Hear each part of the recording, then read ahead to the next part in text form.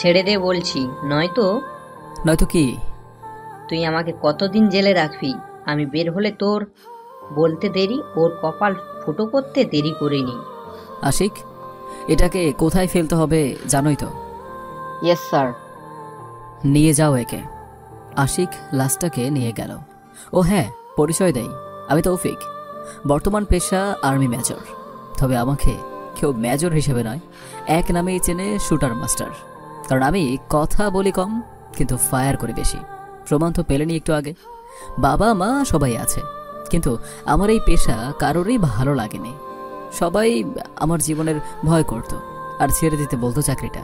কিন্তু আমি দেশকে এত ভালোবাসি যে নিজের পরিবারকে ছেড়ে দিয়েছি। মাঝে মাঝে যাই, তবে কারোর সাথে কথা বলি না।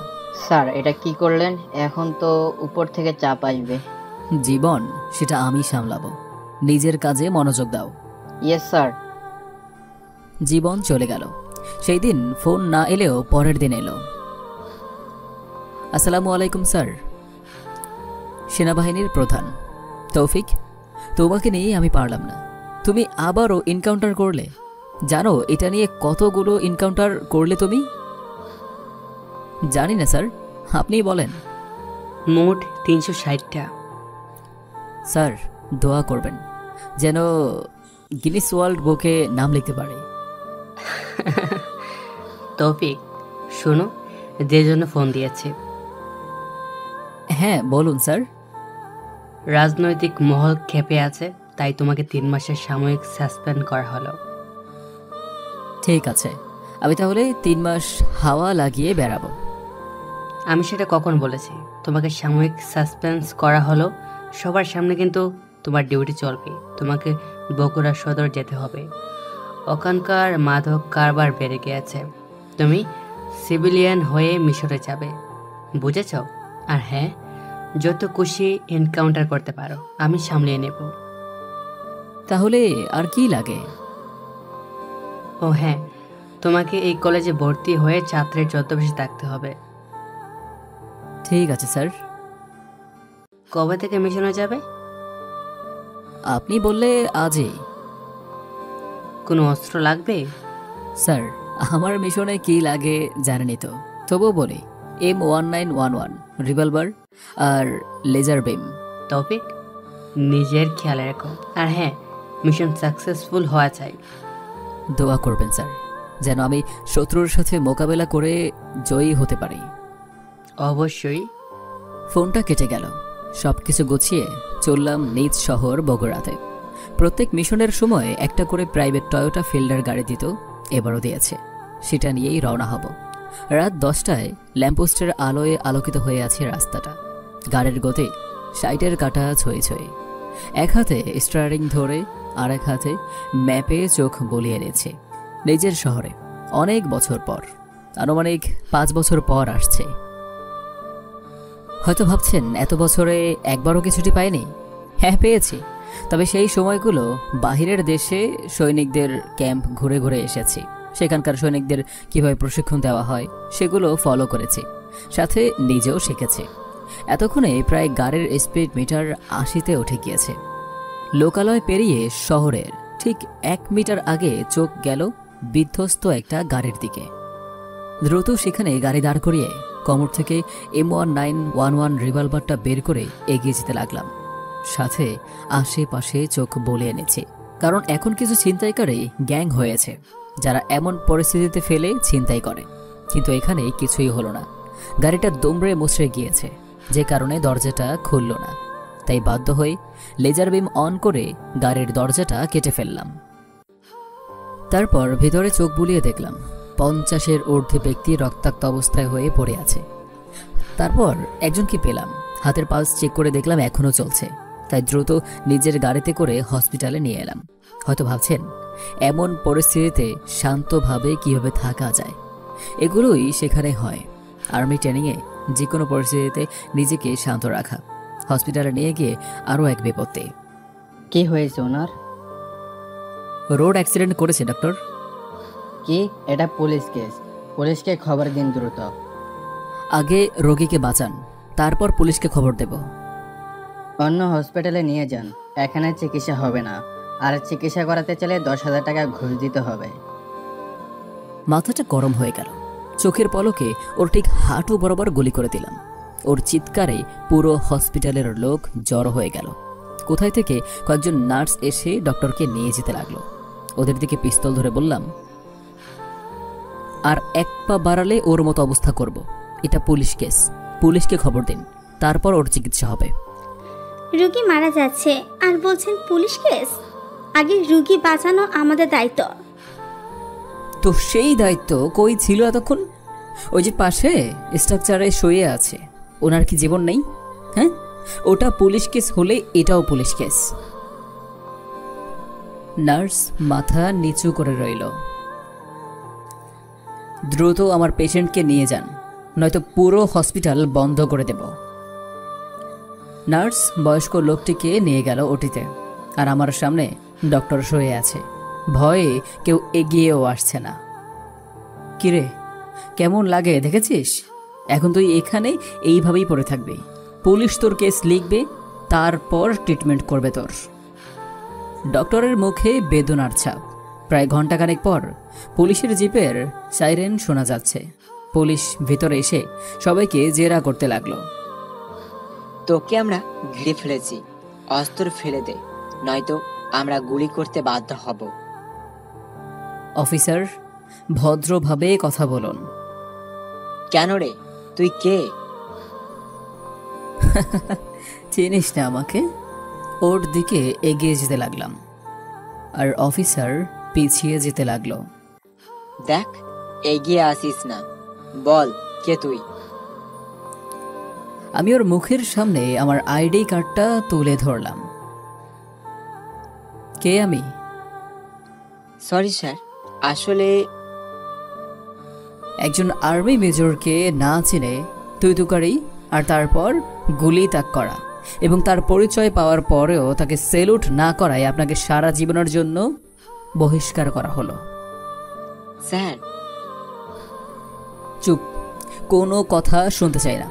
হাবিলদার, এর পোশাক খুলে নাও। হাবিলদার এসে পোশাকগুলো খুলে নিল, তারপর ওকে নিয়ে চলে গেল। এবার সেই ডক্টরের সামনে গেলাম যাকে গুলি করেছে। কিরে, চিনেছিস আমাকে? ও, এখন স্যার, আগে বলতে কি হয়েছিল? নার্স, একে নিয়ে যাও। এটা বলে ওয়েটিং রুমে অপেক্ষা করতে লাগলাম। একটু পর নার্স এসে জানিয়ে গেল যে পেশেন্ট এখন বিপদমুক্ত। একটু পর আমার ফোনে একটা ফোন এলো। দেখলাম সেনাবাহিনীর প্রধানের ফোন। আসসালামু আলাইকুম স্যার। ওয়ালাইকুম আসসালাম। তৌফিক, তুমি কোথায়? এখনো ক্যান্টনমেন্টে পৌঁছানি কেন? স্যার, একটা ঝামেলা হয়ে গেছে, তারপর শুরু থেকে সব বললাম। গুড জব তৌফিক, কিন্তু তুমি পুলিশ অফিসারকে বহিষ্কার করলে কেন? আর এটা এটা তো আমাদের হাতের বাইরে, পুলিশ প্রধানকে বলতে হবে। সেটা আপনি দেখবেন স্যার। আচ্ছা, দেখো। ফোন কেটে পাশের চেয়ারে হেলান দিয়ে ঘুমিয়ে পড়লাম। আর ঘুমানোর আগে পেশেন্টের বাড়ির লোকদেরকেও খবর দিলাম, তারা নাকি আগামীকাল সকালে আসবেন। খুব ভেজালের মধ্যে পড়ে গেলাম। এমনিতেই সারাদিনের ক্লান্তি, তার মধ্যে এখনও ডিনার করা হয়নি। ক্ষুধাও লেগেছে, কিন্তু হালসামি করতে করতে আর যাওয়াও হলো না খেতে। ওভাবেই ঘুমিয়ে পড়লাম। পরের দিন কোনো কিছুর ঝাঁকুনিতে চোখ খুলে তাকালাম, দেখলাম সামনে নার্স। কি হয়েছে আপু, এমনভাবে ডাকছো কেন? আসলে স্যার, সকাল হয়ে গিয়েছে তাই ডাকছিলাম আর কি। আর আপনার এখানে অসুবিধা হলে আমাদের বেডে ঘুমিয়ে নিতে পারেন। আমরা এখন কাজে থাকবো, রুম ফাঁকাই থাকবে। নার্সের কথায় কেমন যেন সন্দেহ হলো, কারণ নার্স কথা বলতে বলতে বারবার আটকে যাচ্ছিল। যারা প্রথম বা মিথ্যা বলতে অভ্যস্ত নয় তাদেরই হচ্ছে এমন হয়। আমি মেজর, অনেক চোরবাটপারদেরই ক্লাস নিয়েছে। হ্যাঁ বুঝেছি, আর বলতে হবে না। পেছন থেকে পিস্তলটা নার্সের কপাল বরাবর তাক করে, স্যার, স্যার কি করছেন? তেমন কিছু না। এখন বলো যে তোমায় এসব বলতে কে বলেছে? আমার কোনো দোষ নেই স্যার, আমাকে মারবেন না প্লিজ। আমাকে মারবেন না। তোমাকে মারবো না যদি সত্যি বলো যে কে তোমাকে এইসব বলতে বলেছে। গত রাতে আপনি যে ডাক্তারকে গুলি করেছিলেন তিনি এসব করতে বলেছিলেন। তুমি কেন এসব করতে গেলে? হ্যাঁ, তুমি কি কচি খুকি? স্যার, ওনার কাছে আমার গোপন ভিডিও আছে যেটা দিয়ে তিনি আমাকে নয় প্রায় সব নার্সকে ব্ল্যাকমেল করে। এসব শুনে রাগ উঠে গেল। দ্রুত ফোনটা বের করে আমার আন্ডারগ্রাউন্ড টিমকে আসতে বললাম। এরা সবসময় আন্ডারগ্রাউন্ডেই থাকে। মনে করুন মাফিয়া। মাফিয়ার মধ্যে দুই রকম থাকে, একজন হোয়াইট মাফিয়া আর একজন ব্ল্যাক। একটু পরে ওরা চলে এলো। আমি ওদের নিয়ে সেই ডক্টরের কেবিনে গেলাম। তারপর, কিরে, তোকে একটা গুলি করলাম কিন্তু তুই ভালো হলি না, আমার মান সম্মান নষ্ট করার জন্য এসব করতে গেলি? হ্যাঁ স্যার, আমি কিছু করিনি, এসব মিথ্যা বলছেন নার্স। এক মিনিট, আমি কখন বললাম নার্স এসব করেছে বা বলেছে? শালা চুরি করিস আর বলিস স্যার আমি চুরি করিনি। বয়েস, একে নিয়ে যাও। ডক্টরকে নিয়ে গেল। তারপর, আচ্ছা তোমাদের ভিডিও কই রেখেছ? স্যার, ওনার কেবিনের কম্পিউটারে। ডক্টরের কেবিনে সব তন্ন তন্ন করে খুঁজে কয়েকটা সিসি পেলাম, আর সেগুলো সব বের করে ভেঙে টুকরো টুকরো করলাম। কম্পিউটারের পিসিটা বের করে ওর ওপর লাফাতে লাগলাম যতক্ষণ না পর্যন্ত সেটা গুঁড়ো গুঁড়ো হয়। সব শেষ করে সবগুলোতে আগুন লাগিয়ে দিলাম। এর মধ্যে একজন নার্স এগিয়ে এসে বলল, স্যার, আপনার পেশেন্টের জ্ঞান ফিরেছে আর ওনার বাড়ির লোকও এসেছে, আপনাকে দেখতে চাচ্ছে। ঠিক আছে চলুন। নার্সের সাথে যেতে লাগলাম। নার্স একটা কেবিনে গেল, আমিও গেলাম। মাথা নিচু করেছিলাম বলে সামনে কে আছে খেয়াল করিনি। মাথা তুলে তাকাতে যেন অবাক হয়ে গেলাম। আরে, এ তো আমার চাচু। চাচু তৌফিক, তুই? ফেরদৌস চাচু, তুমি? আপনারা একে অপরকে চেনেন? জি স্যার। নার্স, ওনাকে বলবেন ওনার সব বিল আমি দিয়ে দিয়েছি। আর এখন তাহলে আসি আমি। দরজা দিয়ে বের হতে যাব, অমনি বাহির থেকেও কেউ একজন দরজা খুলে দিল। দুজন মুখোমুখি হলাম। তখনই আরও এক দফা অবাক হলাম, কারণ বাহিরে বাবা, চাচি, মা আর নিজের ছোট বোনও ছিল। হয়তো চিনেনি, আবার চিনতেও পারে। সেসবে তোয়াক্কা না করে চলে এলাম। পার্কিং লট থেকে গাড়িটা নিয়ে সোজা বগুড়া ক্যান্টনমেন্টে আসলাম। সেখানকার সব নিয়ম পূরণ করে বাড়ি খুঁজতে লাগলাম। বাড়ি তো পেলাম, কিন্তু সিঙ্গেল দেখে কেউ ভাড়া দিতে চাইল না। সব শেষে একটা দোতলা বাড়িতে এলাম। দেখে মনে হচ্ছে অনেক পুরনো, তবুও গেলাম। কয়েকবার বেল বাজানোর পর ওপাশ থেকে দরজা খুলে দিল একজন ষাটোর্ধ্ব মহিলা। আসসালামু আলাইকুম আন্টি। ওয়ালাইকুম আসসালাম বাবা, তোমাকে তো চিনলাম না। জি, আমি এখানে বাসা ভাড়া নিতে এসেছি। আপনারা কি ভাড়া দিবেন? ও হ্যাঁ বাবা, দিব। কিন্তু তুমি কি একা? জি আন্টি, কলেজ থেকে বদলে নিয়ে এসে পাশেই একটা কলেজে ভর্তি হয়েছে। সমস্যা নেই, তুমি এসো, রুমে দেখিয়ে দিই। অতঃপর আন্টির পেছন পেছন যেতে লাগলাম। কিন্তু আশ্চর্য বিষয় হলো, আমাকে দ্বিতীয় তলায় না নিয়ে নিচতলার একটা সুন্দর রুমে নিয়ে আসলো। পছন্দ হয়েছে? হ্যাঁ আন্টি, কিন্তু এটা তো নিচতলায়। আমাকে তো দ্বিতীয় তলা ভাড়া দেওয়ার কথা ছিল। হ্যাঁ ছিল, কিন্তু তোমাকে আমার পছন্দ হয়েছে, একদম আমার ছেলের মতো, তাই তোমাকে এই রুমটা দিলাম। আন্টি, ভাড়া কত দেব? ছেলের কাছ থেকে টাকা নেব? মানে তা কি হয় আন্টি? হ্যাঁ হয়, টাকার অভাব নেই। আমার মন খুলে কথা বলার জন্য ভাড়াটি খুঁজছিলাম, সাথে টুকিটাকি বাজার করে দিতে হবে। তা বুঝলাম। আন্টি, আঙ্কেল কই? আর তিনি কি করেন? তোমার আঙ্কেলের পাশে কাজের অধ্যাপকের সাথে সামনে চেয়ারের মসজিদে ইমামতি, হয়তো নামাজ পড়তে গিয়েছে। এখন বিশ্রাম নাও। ও। রুমে গিয়ে বিছানার দিকে তাকালাম। বিছানা কেমন যেন মায়া ভরা চোখ নিয়ে তাকিয়ে আছে আর আমাকে ডাকছে। কি আর করার, আমিও তো পাষাণ নয়। তাই বিছানার ডাকে সাড়া দিলাম। আহ, কি শান্তি! ঘুমটা ভাঙলো ফোনের চিল্লানিতে। ফোনের দিকে তাকিয়ে দেখি পিচ্চি বোন ইভা ফোন দিয়েছে। হ্যালো ইভা, হ্যাঁ বল। ভাইয়া, তোমার চেহারা অমন কেন? আমি চিনতেই পারিনি। তখন আমি কেন, মা আর চাচিও চিনতে পারেনি। তো কি করব? তা বাড়িতে আসোনি কেন? আমি বাসা ভাড়া নিয়েছি, তাই আসিন। আর কিছু বলবি? ভাইয়া, কতদিন থাকবি তুই এখানে? হয়তো কয়েক মাস, আবার বছরও হতে পারে।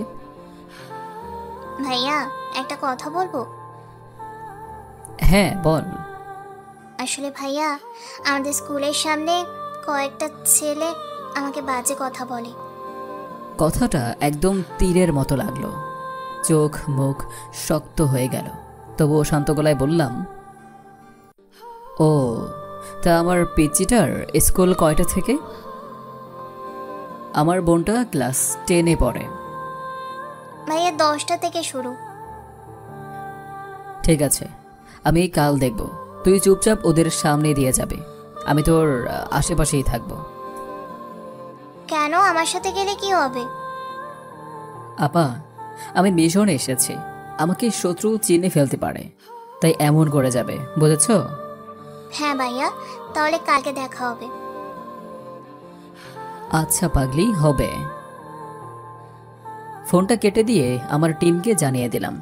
অতবার ফ্রেশ হয়ে রেডি হয়ে বের হতে যাব, অমনি আন্টি সামনে চলে এলো।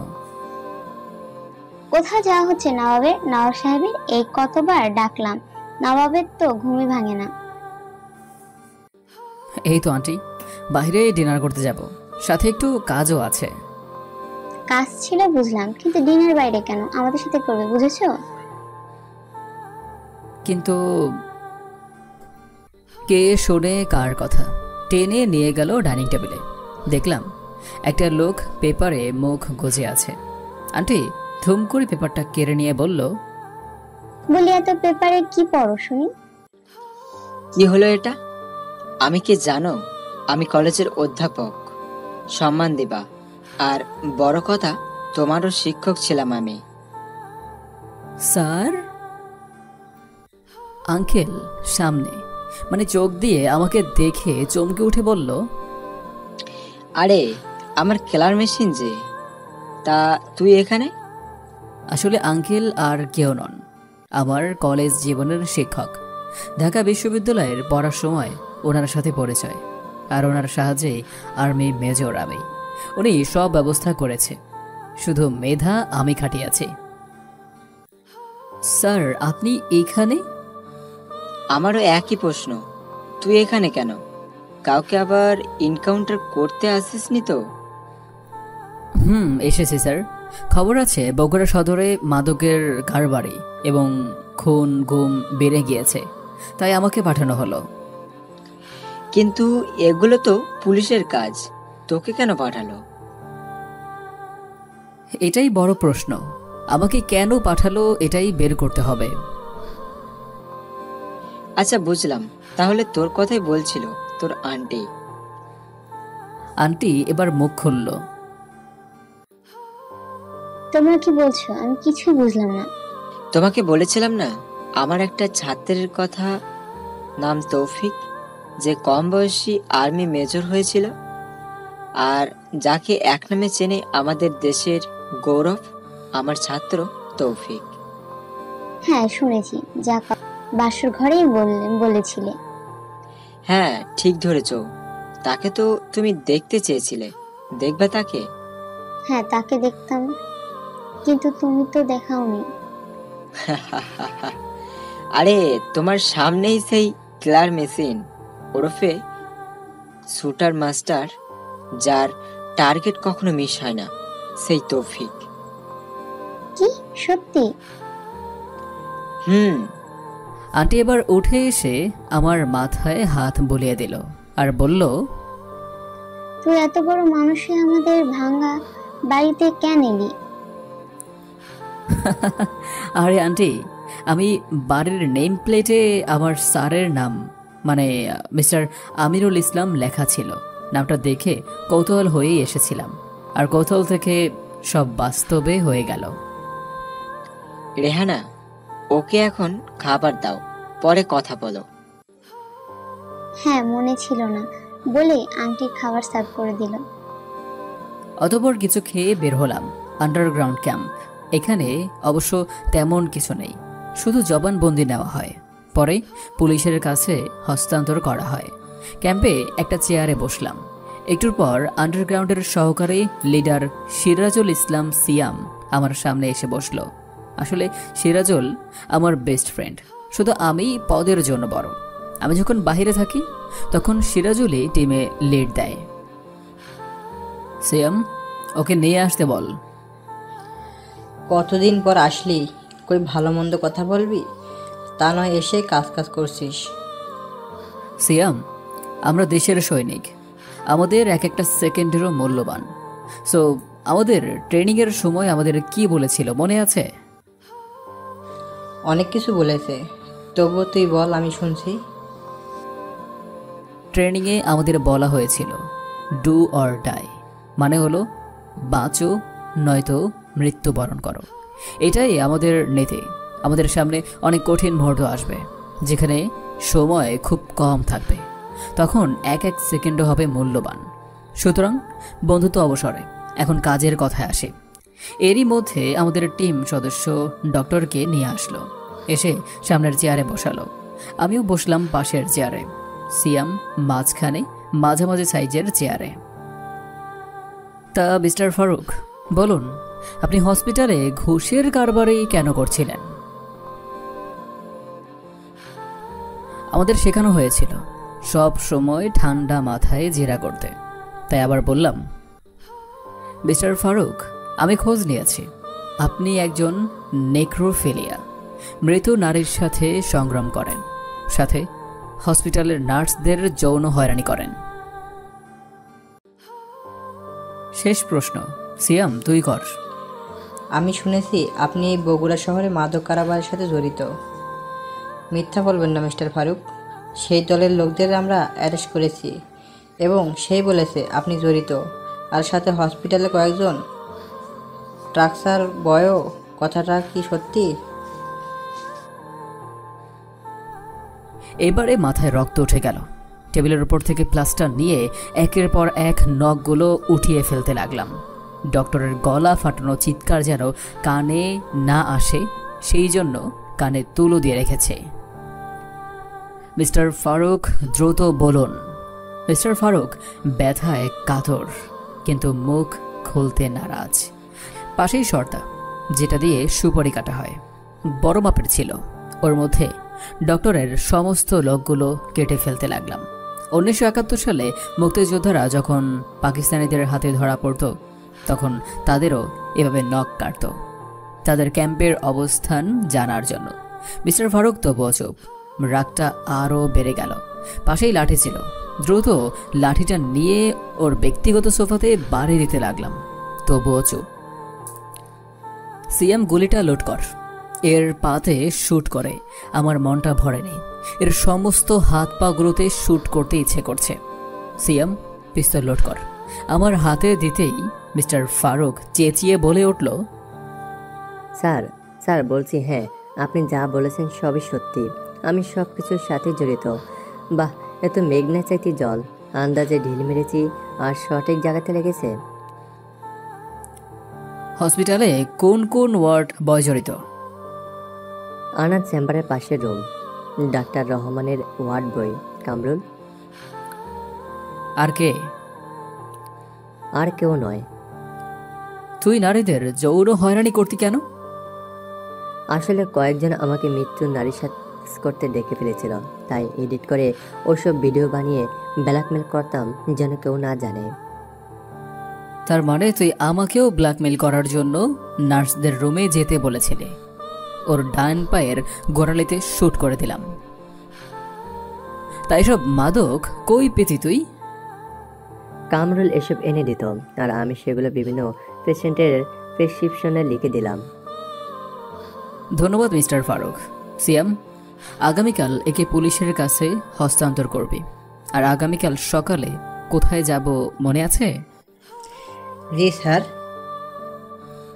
গুড মিস্টার সিয়াম, আগামীকাল দেখা হবে। চলি।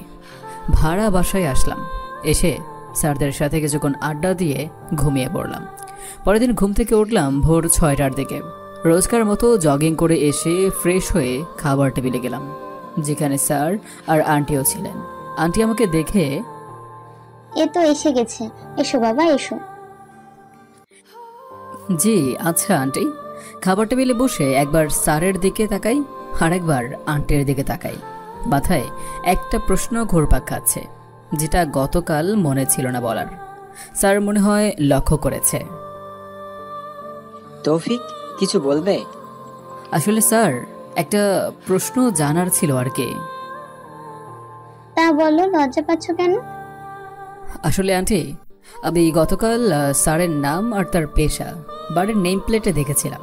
সেটা দেখেই অনেক আশা নিয়ে ঢুকেছিলাম, কিন্তু আপনি দরজা খুলে দিলে সেই আশা মাটি হয়ে গিয়েছিল। কিন্তু রাতে স্যারকে দেখে খুশি হলেও একটা হিসাব মিলাতে পারছি না। আমি যখন স্যারের ছাত্র ছিলাম, এমনকি আর্মিতে জয়েনের 1 বছর পর্যন্ত আমি স্যারের বাসায় যাওয়া আসা করতাম, তখন তো আপনাকে দেখিনি। স্যার একাই থাকতেন, সাথে ওনার ছেলে। আর বড় কথা হলো, আমার স্যার বাসর ঘরে আমার কথা বলল। কি করে? আমি তো আপনার ছেলের বয়সে। ও এই বিষয়, শোনো, আমি তোমার স্যারের দ্বিতীয় স্ত্রী। তাহলে এখন ভেবে দেখো। এতক্ষণ স্যার চুপ ছিলেন, কিন্তু এবার তিনি বললেন, তৌফিক, আসলে তুমি যখন আমার ছাত্র ছিলে তখন আমার বয়স ছিল 55, কিন্তু আমার প্রথম স্ত্রীর সন্তান জন্ম দেওয়ার সময় মারা যায়। তখন সন্তানের কথা ভেবে বিয়ে করিনি। তখন আমার বয়স ছিল 28। এভাবেই স্ত্রী ছাড়া চলছিল আমার জীবন। ভেবেছিলাম আর বিয়ে করব না, কিন্তু ছেলের বয়স 26 বছর প্রায় হলে উচ্চ ডিগ্রি অর্জন করতে আমেরিকায় স্টুডেন্টস ভিসায় চলে যেতে চাইলে আমি তাকে বারণ করি, কিন্তু ছেলেটা অনেক বুঝালো শেষে আমাকে জোর করলো এই বয়সে বিয়ে করতে, যাতে সে আমার যত্ন করে, কিন্তু করিনি। ছেলে চলে গেল, তুমিও আর্মিতে গেলে। প্রায় তার 1.5 বছর পর এই সুন্দরীর সাথে দেখা হলো, যে কিনা আমার বান্ধবী ছিল। তার স্বামী নাকি রোড অ্যাক্সিডেন্টে মারা যায়, আর কোনো সন্তানও ছিল না, তাই নিজেই চাকরি করে চলছিল দিনকাল তার। দুজনের কথা বলা, ভালো লাগা, অবশেষে তাকে বিয়ের প্রস্তাব দেয়। তখন তোমার আন্টির বয়স প্রায় 56 আর আমার প্রায় 57। বিয়ের পর আর যোগাযোগ হয়নি তোমার সাথে, কারণ ঢাকা বিশ্ববিদ্যালয় থেকে অবসর নিয়ে বগুড়ায় আসি আর এখানেই জয়েন করি। অনেক লম্বা কাহিনী। বাবা, খাওয়া খান। খাওয়া শেষ করে বের হলাম এবার স্কুলের দিকে। দূর থেকে দেখলাম যে 6টা ছেলে এভাকে বিরক্ত করছে, চুল টানছে। এটা দেখে গায়ের পশম দাঁড়িয়ে গেল রাগে, কিন্তু সংযত করে এগিয়ে গেলাম। এভা স্কুলে গেল। সিয়াম ওদের সামনে হাই স্কার নিয়েছিল, আমার ইশারায় অপেক্ষায়। ওদের দিকে তাকিয়ে সিটি বাজালাম, আর সঙ্গে সঙ্গে ডাইরেক্ট অ্যাকশন শুরু হয়ে গেল। হাই স্কারটি ওদের সামনে এসে 3 জন নেমে জোরপূর্বক গাড়িতে তুলে হাওয়ার গতিতে অবস্থান ত্যাগ করল। আর আমি ইভার স্কুলের মধ্যে গেলাম। দেখলাম ইভা কয়েকজনের সাথে কথা বলছে, আর ইভা কান্না করছে। একজন ভাইয়ের কাছে সবচেয়ে কষ্টের মুহূর্ত হলো তার বোনের চোখের পানি। আমি কিছু না বলে ওখান থেকে ইভাকে টেনে আনতে যাব, অমনি ঠাস ঠাস ঠাস কয়েকটা চর মারলো কেউ একজন। সামনে তাকিয়ে দেখি একটা মেয়ে, প্রায় ইভার সমবয়সী। চর মেরে মেয়েটি বলতে লাগলো, লুচ্চা, বদমাইশ, মেয়ে দেখলে হাত ধরতে ইচ্ছা করে, তাই না? তুই কি জানিস ওর ভাই মেজর আজ আসার কথা ছিল, কিন্তু সে আসেনি, তাই কাঁদছে। সে যদি আসে তোকে একদম কাঁচা খেয়ে ফেলবে। আমি অবাক হয়ে এবার দিকে একবার, মেয়েটার দিকে একবার। এবার দেখি মাথা নিচু করে আছে। তুমি জানো আমি ইভার কে হই? তুই আবার কে হবি, বকাটে লুচ্চা? কথাগুলো শুনে মেজাজটা খারাপ হয়ে গেল। ধমক দিয়ে ইভাকে বললাম, ইভা, মেয়েটি কে রে? আমাকে যা তা বলছে। ইভা একটু কেঁপে উঠল। বুঝলাম পাগলি ভয় পেয়েছে। এই রাইসা, চুপ কর। ইনি আমার ভাই, যার কথা তোকে বলেছিলাম। কে মিস তেজপাতা ম্যাম? শুনলেন তো কে হই আমি? আগে ইভার বিষয়টা দেখে তারপর আপনার ব্যবস্থা করব। সোজা ইনকাউন্টার বলে ইভাকে নিয়ে বাইরে দাঁড়ালাম। একটু পর একটা প্রাইভেট টয়োটা ফিল্টার গাড়ি এসে দাঁড়ালো। চুপচাপ গাড়িতে উঠে বসলাম। ইভাও বসলো। বসতেই ইভার চোখ বেঁধে দিলাম। ভাইয়া, চোখ বাঁধছ কেন? আমার বোনটাকে ছোট্ট একটা সারপ্রাইজ দেব, এখন চুপ করে থাকো। ইভাকে নিয়ে এলাম আমাদের আন্ডারগ্রাউন্ড টর্চার সেলে। ইভাকে নিয়ে ভেতরে গেলাম। গিয়ে ওর চোখের বাঁধনটা খুলে দিলাম। আসলে ইভার চোখ এই কারণেই বেঁধেছি যাতে আমাদের এই অফিসটা না চেনে। ইভার চোখ খুলে আমার দিকে তাকিয়ে বলল, ভাইয়া, এ কই নিয়ে আসছো আমাকে? পেছনে তাকিয়ে দেখ। ইভা পেছনে তাকিয়ে অবাক হয়ে গেল, সাথে রাগে পাগলিটা চোখগুলো লাল হয়ে গেল। আমি ইভার হাত ধরে সামনে থাকা সেই সব ছেলেগুলোর সামনে নিয়ে গেলাম যারা ইভার চুলে হাত দেওয়ার চেষ্টা করেছিল। ইভা, এরাই কি তোকে রোজ ইপ্রেজিং করতো? হ্যাঁ ভাইয়া, এদের কথা আবুকে বলেছিলাম। তিনি থানায় জানিয়েছিল, কিন্তু অফিসার এদের কিছুই বলেনি। কেন, এরা কে? ভাইয়া, এরা হয়তো এখানকার বড় লোকেদের আদরের ছেলে। আর এই যে এটা হলো এখানকার চেয়ারম্যানের ছেলে। বুঝেছি। তা তুই কি এদের মারবি নাকি আমি মারবো? ইভা জুতা খুলে মারতে যাবে, তার আগেই আটকালাম। আরে এরা তো বেহুশ। দাঁড়া দাঁড়া, এদেরকে জাগাই আগে। সিয়াম। এক ডাকে সিয়াম হাজির। স্যার বলুন। জাগাও এদের। সিয়াম ওদের মুখে পানি মেরে দিল। একটু একটু করে ওরা চোখ খুলল। চোখ খুলে চিৎকার করে হুমকি দিতে লাগলো। চেয়ারম্যানের ছেলে, এই কে তুই? আমাদের বেঁধে রেখেছিস কেন? কেন, তোকে বাদলে কি হবে রে? এই রিশান, পাশে দেখ, ফুলকলিও আছে রে। আরে তাই তো। তা সুন্দরী কি আমাদের এখানে এনেছো? ভালোই ভালোই ছেড়ে দাও, নয়তো। ও আচ্ছা, মারিস? আগে বেঁচে ফিরতে পারবে কিনা সেটা ভাব। ইভা, বোন আমার, তুই ওদের কি করবি কর। তারপর এখান থেকে ওই যে পাশের ঘর, ওইখানে গিয়ে তুই কানে আঙুল দে আর চোখ বন্ধ করে থাকবি, ঠিক আছে? ঠিক আছে ভাইয়া। বলে ওদেরকে ইচ্ছে মতো জুতোর বাড়ি দিতে লাগলো। অতঃপর চলে গেল পাশের ঘরে। এবার আমি ওদের সামনের চেয়ারে বসলাম। সিয়াম, নিয়ে এসো। সিয়াম একটা ট্রে আনলো যেখানে সুন্দরভাবে অনেক কিছু সাজানো, যেমন কাঁটা চামচ, হাতুড়ি, প্লাস ড্রিল মেশিন, ছুরি আর গরু জবাই করার মতো বড় ছুরি, আর শেষে আমার M1911 রিভলভারটা। তো তুই কোন হাত দিয়ে আমার বোনের চুল ধরেছিলি? হ্যাঁ, এই হাত? বল বল বল, এই হাতগুলো না? বলে হাতুড়ি দিয়ে রিশানের পুরো হাতে বাড়ি দিতে লাগলাম। ওর চিৎকার শোনার ইচ্ছে নেই, তাই মুখে কস্টেপ লাগিয়ে দিয়েছি। রিশানকে ছেড়ে আর একজনের কাছে আসলাম যে আমার বোনকে ফুলকলি বলেছিল। মামা, ফুলকলি দেখবা? দাঁড়াও দেখাচ্ছি। এটা বলে হাতুড়ি দিয়ে ওর মুখে বাড়ি দিলাম। সামনের সব কয়টা দাঁত ভেঙে গেল, সাথে টেপও। এতেই ওর গগন ফাটানো চিৎকার কান প্রায় ফেটে যাবে, তাই দ্রুত প্লাস দিয়ে ওর জিব্বাটা টেনে বের করে চাকু দিয়ে কেটে ফেললাম। তারপর তার পাশের জনার কাছে আসলাম। তা তুই আমাকে কোপাবি? এটা বলে চাকু দিয়ে ওর পুরো বুক, চোখ, সমস্ত দেহে কোপাতে লাগলাম। চাকুটা 6 ইঞ্চি হওয়ায় সুবিধাই হলো। শেষে বাকি সব কয়টার মাথায় শুট করে দিলাম। রিশান বাদে সব কয়টাকে সিয়ামরা বস্তায় ভরতে লাগলো।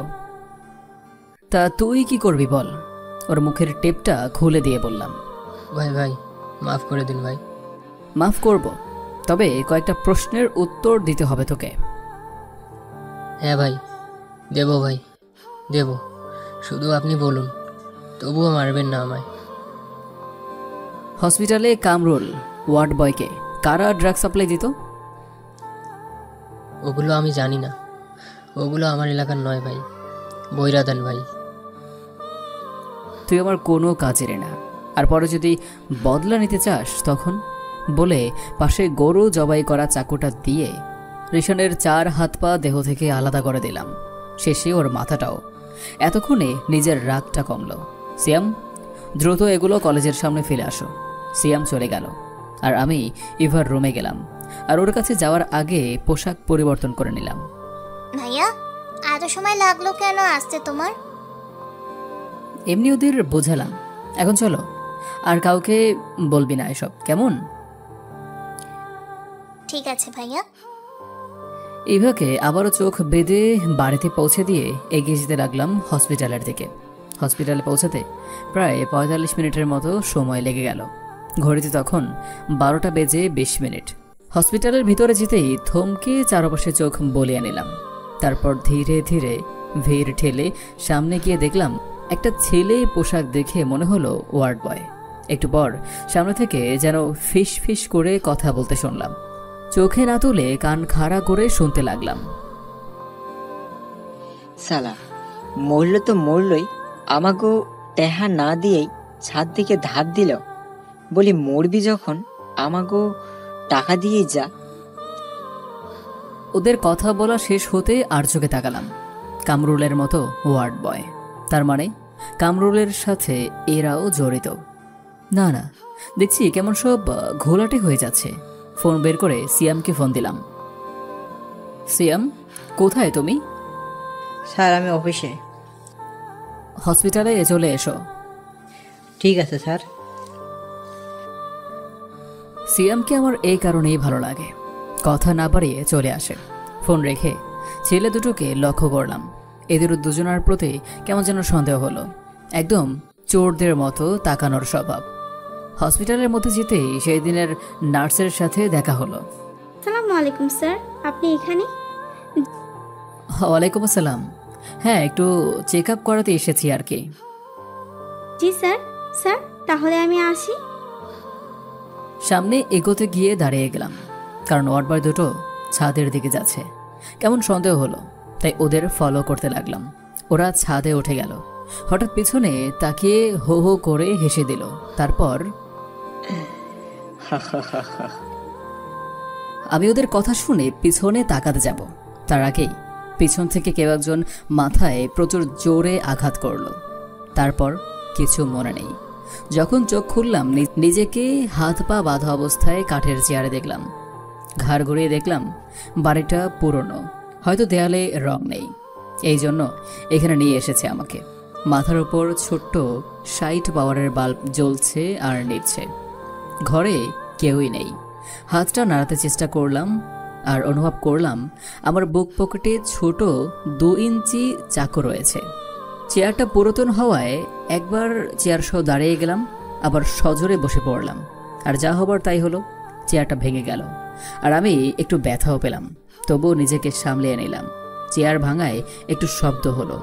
দ্রুত নিজেকে গুছিয়ে বুক পকেট থেকে চাকুটা বের করে নিলাম, সাথে রুমের লাইটটাও নষ্ট করে দিলাম। যা সন্দেহ করেছিলাম তাই। একটু পর কেউ একজন রুমে প্রবেশ করলো, কিন্তু কিছু দেখতে পেল না, তাই বাহিরে যেতে নেবে অমনি আক্রমণ করে বসলাম শত্রুর ওপর। মুখটা চেপে ধরে গলায় চাকু দিয়ে একটা টান দিলাম, অমনি ফিনকি দিয়ে রক্ত পড়তে লাগলো। তারপর দ্রুত পকেট চেক করতে লাগলাম। ভাগ্যক্রমে একটা দেশি 1 শুটার গান পেলাম। সেটা লোড করে শালাকে শুইয়ে দিয়ে ধীর পায়ে বের হতে লাগলাম, কেউ আছে কিনা। এবারও তাই হলো। মুখোমুখি হলাম দুজনার। তারা আমার দিকে আক্রমণ করার আগেই আমি শুট করলাম, সাথে চাকুটা অন্যজনার দিকে ছুঁড়ে মারলাম। নিখুঁত নিশানা। বুলেট একজনের কপাল ফুঁড়ে বের হয়ে গিয়েছে, আর চাকুটা অন্যজনের ঠিক বাম বুকে গেঁথে গিয়েছে। সে ব্যথায় ছটফট করছে। বুঝলাম মরেনি, তাই চাকুটার উপর জোরে লাথি দিলাম। অমনি চাকুটা ওর বুক ফুঁড়ে এপার ওপার হয়ে গেল। সামনে এগোতে যাব, হঠাৎ ধূপ করে কিছু একটা বাম হাতের বেশিতে লাগলো। ব্যথায় পড়ে গিয়ে নিঃশ্বাস বন্ধ করে রাখলাম। একটু পর ওপাশ থেকে একজন বের হয়ে এলো, এসে জোরে জোরে কয়েকটা লাথি দিল। চোখটা একটু খুলে দেখলাম ওর হাতে পিস্তলটা নিচে নামানো, আমার হাত থেকে প্রায় 1 ফুট উপরে। আর শত্রুকে দেখলাম আনমনে কি যেন ভাবছে। সুযোগটা কাজে লাগালাম, ছো মেরে ওর পিস্তলটা কেড়ে নিলাম, সাথে ওর পায়ে একটা লাথি দিলাম। আচমকা এমন আক্রমণ সে হয়তো হজম করতে পারেনি, তাই হয়তো বিস্ময়কর দৃষ্টিতে তাকিয়ে আছে। কি ভেবেছিস মরে গেছি? না মানে ভাই, আমাকে মাফ করে দিন ভাই। আচ্ছা, আমার মাথায় বাড়ি কে দিয়েছিল? এই যে একটা লাশ দেখি, এই মেরেছে।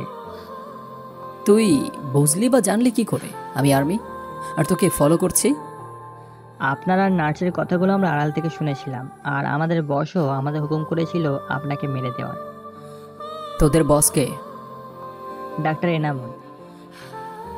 তোকে ধন্যবাদ। এবার বল আমি কোথায় এখন? গাবতলী ডক্টর এনামুলের বাংলোতে। এখানে কোনো গাড়ি আছে? হ্যাঁ ভাই আছে, আমি আপনাকে রেখে দিয়ে আসছি, চলুন। তোকে আর বিশ্বাস করে কি হবে, তোর তো কোনো দামই নেই। যা উপরে চলে যা, ভালো থাকিস।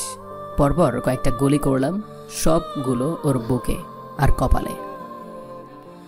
সামনে এগিয়ে দেখতে পেলাম একটা ঘর, আর মাঝে একটা টেবিলের ওপর কয়েকটা গাড়ির চাবি, সাথে আমার 2টো পিস্তল। দ্রুত পিস্তল 2টো পকেটে রেখেছি এবং গাড়ির চাবি নিয়ে বের হলাম। আশ্চর্য হলাম, বাহিরে আমারই গাড়ি রাখা, তার মানে এরা আমার গাড়িতেই নিয়ে এসেছে এখানে। এত সব ভাবা রেখে গাড়িতে বসে ড্রাইভ করতে লাগলাম। এখন প্রায় রাত 12টা বাজে, তাই সিয়ামকে আর ফোন দিলাম না, অন্য সিক্রেট নাম্বারে ফোন দিলাম। হ্যালো, এনামুলকে তুলে নিয়ে এসো সেই পুরনো বাংলোতে। আমি ফোনটা রেখে ড্রাইভ করতে লাগলাম। পথের মাঝে সেনাবাহিনীর প্রধানের ফোন। সেনাবাহিনীর প্রধান, তৌফিক, তোমার কাজের সুবিধা আর তোমাকে লিড দেওয়ার জন্য লেফটেন্যান্ট কর্নেল মেজর রৌফ তোমার সিনিয়রকে দায়িত্ব দিয়েছি। কিন্তু স্যার, কেন? তোমার উপর নজর রাখতে, তুমি তাকে সম্মান দেবে এবং তার কথা অনুযায়ী চলবে। কিন্তু হ্যালো হ্যালো, ফোনটা কেটে গেল।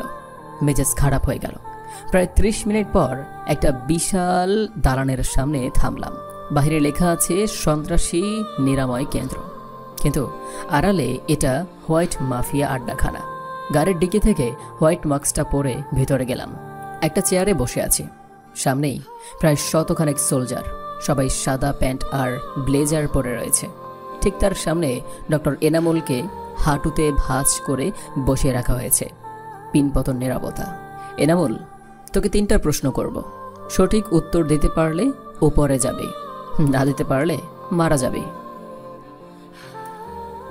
ধপাস করে ওর মুখে আমার বুটের লাথি মেরে দিলাম। তা হোয়াইট মাফিয়া যখন কথা বলে তখন সবাই শোনে, তুইও শুনবি। আমার প্রশ্ন, তুই হসপিটালে ড্রাগস কই থেকে আনিস? আমার দ্বিতীয় প্রশ্ন, তুই ডাক্তার হয়ে সাধারণ রোগীকে কেন ড্রাগসে আসক্ত করিস? আমার তৃতীয় প্রশ্ন, তুই আর্মি মেজরকে কেন মারতে তোর লোককে পাঠালে? কিন্তু আমি তো... বল, সময় 5 মিনিট। 1 মিনিট রয়েছে আর, বল, নাহলে কিন্তু পরে পস্তাবি। ধূপধাপ ধূপধাপ। ডক্টর এনামুলের পুরো দেহে আমার 10 জন সোলজার সাপ পেটা করতে ব্যস্ত।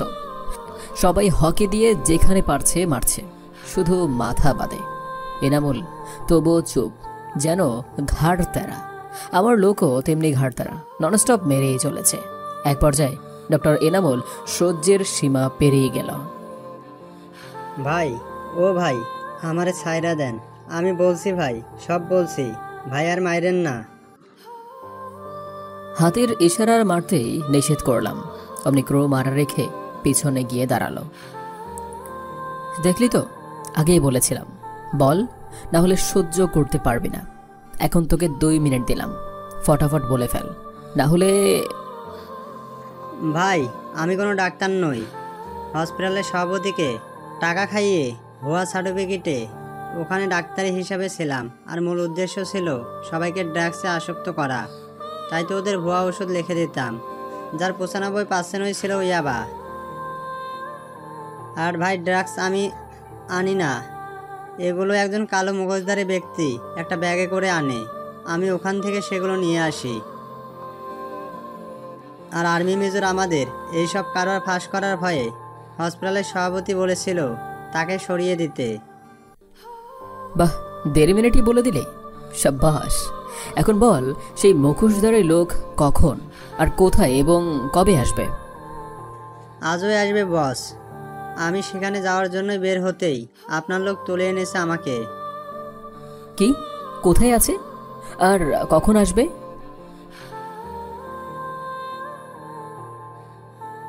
ভাই, রাত 2:30টার সময় খোকন পার্কের সামনে। কিভাবে চিনবো ওকে? ভাই, ওনার সমস্ত পোশাক কালো, এমনকি গাড়িও। হাতে বস সুটকেস থাকে। যা, তোকে উপরে পাঠিয়ে দিলাম। এটা বলেই কয়েক রাউন্ড গুলি মেরে দিলাম ওর বুকে। একে নিয়ে যেতাম ওখানে, কিন্তু রিস্ক নিতে চাইনি আর, তাই মেরে দিলাম। এনামুলের জায়গাতে আমার লোককে প্লাস্টিক কসমেটিক পরিয়ে লোকটার সামনে নিয়ে গেলাম, কাছে যেতে দিলাম। আর আমার আরও লোক পুরো বিল্ডিং টপ ফ্লোরে স্নাইপার নিয়ে পুরো এলাকাটা নজর রাখছে। আমিও বুলেট প্রুফ জ্যাকেট পরে রেডি হয়ে নিলাম একটা পথচারী বেশে। তার পাশে কম্বলের নিচে গা ঢেকে শুয়ে আছি। তোর আসতে এত দেরি হলো কেন? আসলে শালা মেজরকে শুইয়ে দিতে দেরি হয়ে গেল। কই মাল এনেছেন বস? সেটা আর বলতে, কিন্তু টাকা কই? এই সুযোগে পিস্তলটা লোড করে উঠে ঠিক ওর মাথায়, তারপর তোর টাকা তোর খুলিতে দেব। না না, আমি আপনার সাথে যাচ্ছি, চলো। গুড। তারপর লোকটাকে নিয়ে করতোয়া নদীর পাশে নিয়ে গেলাম, যা বর্তমানে জলাশয়। তুই কোন গ্যাংয়ের হয়ে কাজ করিস? চুপ। ওর চুপ থাকা গায়ে আগুন ধরিয়ে দিল। পিস্তলের কানে দিয়ে সজোরে আঘাত করলাম ওর মাথায়। তারপর বল দ্রুত। ডার্ক মাফিয়া গ্যাংয়ের হয়ে। তোদের লিডার কে? জানি না, আমি ছোট মোটো ডিল করি, তবে এখানকার চেয়ারম্যান আর এমপি বলতে পারবে, ওরাই এখানে লিড দেয়। সেটা বুঝলাম, তোদের আড্ডাখানা কই? বেকারি পুরাতন গোডাউন। গুড, ভালো থাকিস। পরপর কয়েকটা গুলি ওর 2 চোখে মেরে দিলাম। তারপর বুকের কাপড় ছিঁড়ে লিখে দিলাম, the white mafia king is back. তারপর মুখ থেকে মাস্ক খুলে লাশের ওপর রেখে চলে এলাম। আসতে প্রায় সকাল হয়ে গেল, বললে ভুল হবে, ভোর হয়েছে। স্যার যেন বুঝতে না পারে, তাই দ্রুত কাপড়গুলো চেঞ্জ করে গোসল করে মসজিদে গেলাম ফজরের নামাজ পড়তে। নামাজ পড়ে একটু হাঁটাহাঁটি করে বাসায় আসলাম। তারপর স্যার টিভিতে নিউজ চ্যানেল ওপেন করতেই সংবাদ পাঠিকা বলতে লাগলেন, ডার্ক মাফিয়া কিংয়ের একটা লোক নিহত হয়েছে হোয়াইট মাফিয়া কিংয়ের হাতে। আজ রাত আনুমানিক 8টা নাগাদ করতোয়া নদীর পাশে একটা লাশ পাওয়া গিয়েছে এবং ক্লু হিসাবে লোকটার দেহে সে অজ্ঞাত ব্যক্তি কিছু লিখে গিয়েছেন। অনেক গণমাধ্যমে বিভিন্ন সূত্রে জানা গিয়েছে যে হোয়াইট মাফিয়া কিং দেশ ছেড়েছে কয়েক বছর হলো। তাহলে কি আবারও হোয়াইট মাফিয়া কিং ফিরে এসেছে? আগামী সংবাদ শুনতে সাথে থাকুন। ধন্যবাদ। স্যার টিভিটা অফ করে আমার দিকে তাকিয়ে, হোয়াইট মাফিয়া, এর কাজটা ভালো। সে কোনো অন্যায় দেখতে পারে না এবং আইন নিজের হাতে তুলে নিয়েছে বলে সে আজ খারাপ ব্যক্তি। কিন্তু আইন তো নিজের হাতে তুলে নেওয়া অপরাধ স্যার। হ্যাঁ, অপরাধ, কিন্তু সরকার কি করতে পেরেছে? কিছুই নয়। এমনকি পুলিশ, আর্মি কেউই নয়। ধরতে পেরেছে ডার্ক মাফিয়ার লিডারকে? আজ পর্যন্ত শুনিনি যে আইন শৃঙ্খলা বাহিনীর হাতে ডার্ক মাফিয়ার সদস্য আটক। কিন্তু হোয়াইট মাফিয়া কিং অসম্ভবকে সম্ভব করেছে। আমি কি মনে হয় যেন তাকে স্যালুট করার। আমার কি মনে হয় যেন তাকে স্যালুট করার। যারা দেশকে ভালোবাসে তারাই এমন হয়, দেশের জন্য মাফিয়া হতেও প্রস্তুত। জি স্যার। এরই মধ্যে আন্টি আসলো ব্রেকফাস্ট করার জন্য। তখন প্রায় আমি ঘুমে টুকুমুলো করছি। কোনো রকমে খাওয়া শেষ করে বিছানায় শুয়ে পড়লাম। এক ঘুমে বিকাল হয়ে গেল। ঘুম থেকে উঠে ফ্রেশ হতেই ফোনের রিংটোনটা বেজে উঠল। দেখলাম আননোন নাম্বার, তবুও রিসিভ করলাম। আসসালামু আলাইকুম। ওয়ালাইকুম আসসালাম। আসলাম, আমি লেফটেন্যান্ট কর্নেল মেজর রাফ। আশা করি গতকাল স্যারের থেকে শুনেছো। জি স্যার। গুড। তুমি আজ বিকেলে 5টায় তোমার এলাকার চেয়ারম্যানের বাসায় আসবে। তার ছেলের খুনের বিষয়ে কথা বলতে যেতে হবে। কিন্তু এটা তো পুলিশের কাজ। আমি তোমাকে যেটা বলছি সেটা করবে, নয়তো আমি কমপ্লেন করতে বাধ্য হব উপরে। সরি স্যার, আমি এক্ষুনি আসছি। শালা, তুই চিনিস আমাকে, তোকেও মেরে দেব। রেডি হতে বের হতে যাব, আবার ফোনটা বেজে উঠল। এবার ফোনের দিকে তাকিয়ে দেখি আমার ছোট বোনের ফোন। তাই শত বিরক্তি থাকলেও একটু হেসে ফোনটা রিসিভ করলাম। হ্যাঁ ইবা, বল। ভাই, শুনেছো চেয়ারম্যানের ছেলে খুন হয়েছে? হ্যাঁ, একটু আগেই শুনেছি। তুই কিভাবে জানলি? আসলে স্কুলের সামনে অনেক পুলিশ এসেছিল তো, আর আমার বান্ধবী থেকে শুনলাম এটা। ও আচ্ছা, আমি রাখি, কাজ আছে আমার। ভাইয়া, তবু তোমার সাথে কথা বলবে। ওসব তনুবাকির সাথে কথা বলি না, রাখ ফোন। এটা বলে ফোনটা কেটে ড্রাইভ করতে শুরু করলাম। এদিকে এই রে, ভাইয়া মনে হয় রেগে গেছে। কই, আমার সাথে কথা না বলেই কেটে দিল কেন? তুই কি করেছিলি মনে আছে? আরে সেটা তো ভুল করে। কিন্তু ভাইয়া তোকে ক্ষমা করেনি হয়তো, তাই তোর কথা বলতেই কল কেটে দিয়েছে। তোর ভাইয়ার নাম্বার দে তো প্লিজ। ইভা ভ্রু নাচিয়ে, কি ব্যাপার তনু, আমার ভাইয়ার নাম্বার কি করবি তুই? সামথিং সামথিং নাকি? নাথিং ননদিনী, এখন নাম্বারটা দাও, সরি বলবো। এই তুই কি বললি? ননদিনী? কে তোর ননদিনী? আরে না, আমি বলছি। থাক, বলতে হবে না। এই নে, নাম্বার লিখে দিলাম, যা খুশি কর, কিন্তু আমার নাম বলবি না। ঠিক আছে, চল বাড়ি যাই। এদিকে প্রায় 15 মিনিট গাড়ি ড্রাইভ করে চেয়ারম্যানের বাড়ির সামনে গাড়ি পার্কিং করে স্যারকে ফোন দিলাম। আসসালামু আলাইকুম স্যার। ওয়ালাইকুম আসসালাম। আসলাম, তুমি কই? স্যার, আমি বাইরে দাঁড়িয়ে আছি। ওই ঠিক আছে, তুমি বাগানে এসো। কথা অনুযায়ী বাগানে গিয়ে অবাক, এখানে সিয়ামও আছে। আসলে স্যার, উপর থেকে হুকুম এসেছে রৌফ স্যারকে নিরাপত্তা দিতে। এই তুমি কিভাবে মেজর হয়েছো? তোমার সামনে যে একজন সিনিয়র অফিসার আছে, সেটা কি তুমি ভুলে গেছো? স্যার, সেটা নয়। আর শুনুন, আপনি আমার উপর পদে বলে আপনার সম্মান বেশি, কিন্তু আপনার চেয়ে আমার পাওয়ার কিন্তু 100 গুণ বেশি। সুতরাং ভদ্রভাবে কথা বলুন। এত বড় সাহস আমাকে অপমান করা! দাঁড়াও, আমি এক্ষুনি তোমার নামে কমপ্লেন করব উপরে। তো দে, তাতে কি হয়েছে? লাউড স্পিকার দে, দেখি আমার কি বাল ছিঁড়তে পারিস। কথা অনুযায়ী লাউড স্পিকার দিয়ে ফোন রিসিভ করলো রৌফ। হ্যালো, আসসালামু আলাইকুম স্যার। ওয়ালাইকুম আসসালাম। কি ব্যাপার রৌফ, ফোন দিলে যে? কোনো অসুবিধা হয়েছে কি? স্যার, তেমন কিছু নয়, তবে আমি একটা বিষয় ভেবেই পাই না, একটা সাধারণ মেজর হয়ে কিভাবে সিনিয়রদের সাথে বেয়াদবি করে। কথা কাকে বলছেন, তার নামটা বলুন তো। স্যার, আমাকে যে মিশনে যাদের উপর নজরদারি করতে দিয়েছেন, মানে মেজর তৌফিক।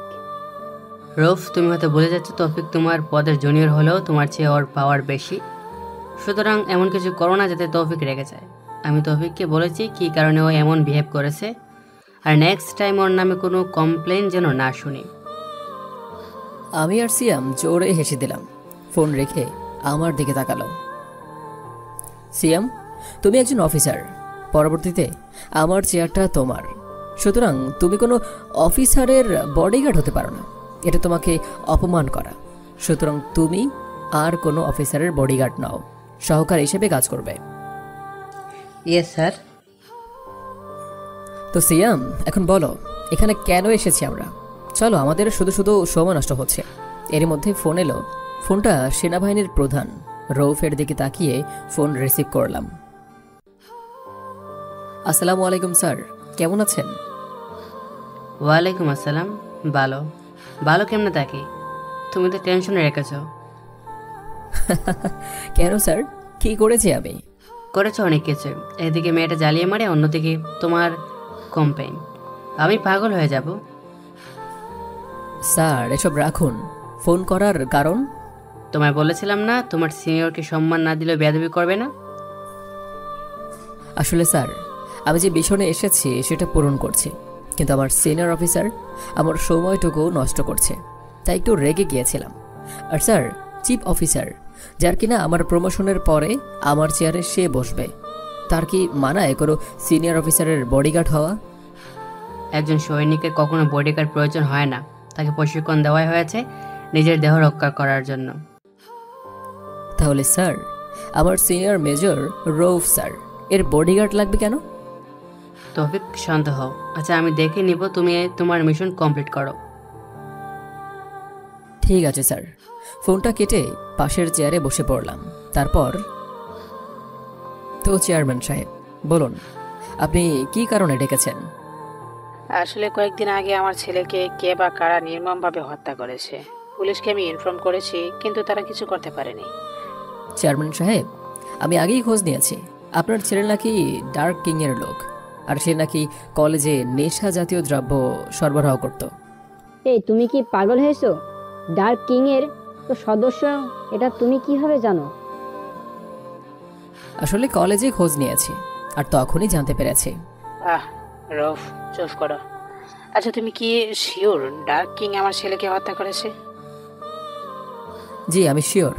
আর যতদূর জানি আর খোঁজ নিয়েছি, আপনিও নাকি এসব করতেন। তাই আপনার সুরক্ষা এবং জিজ্ঞাসাবাদের জন্য আমাদের হেডকোয়ার্টারে যেতে হবে। তোমার এত বড় সাহস! জানো তুমি কার সাথে কথা বলছো?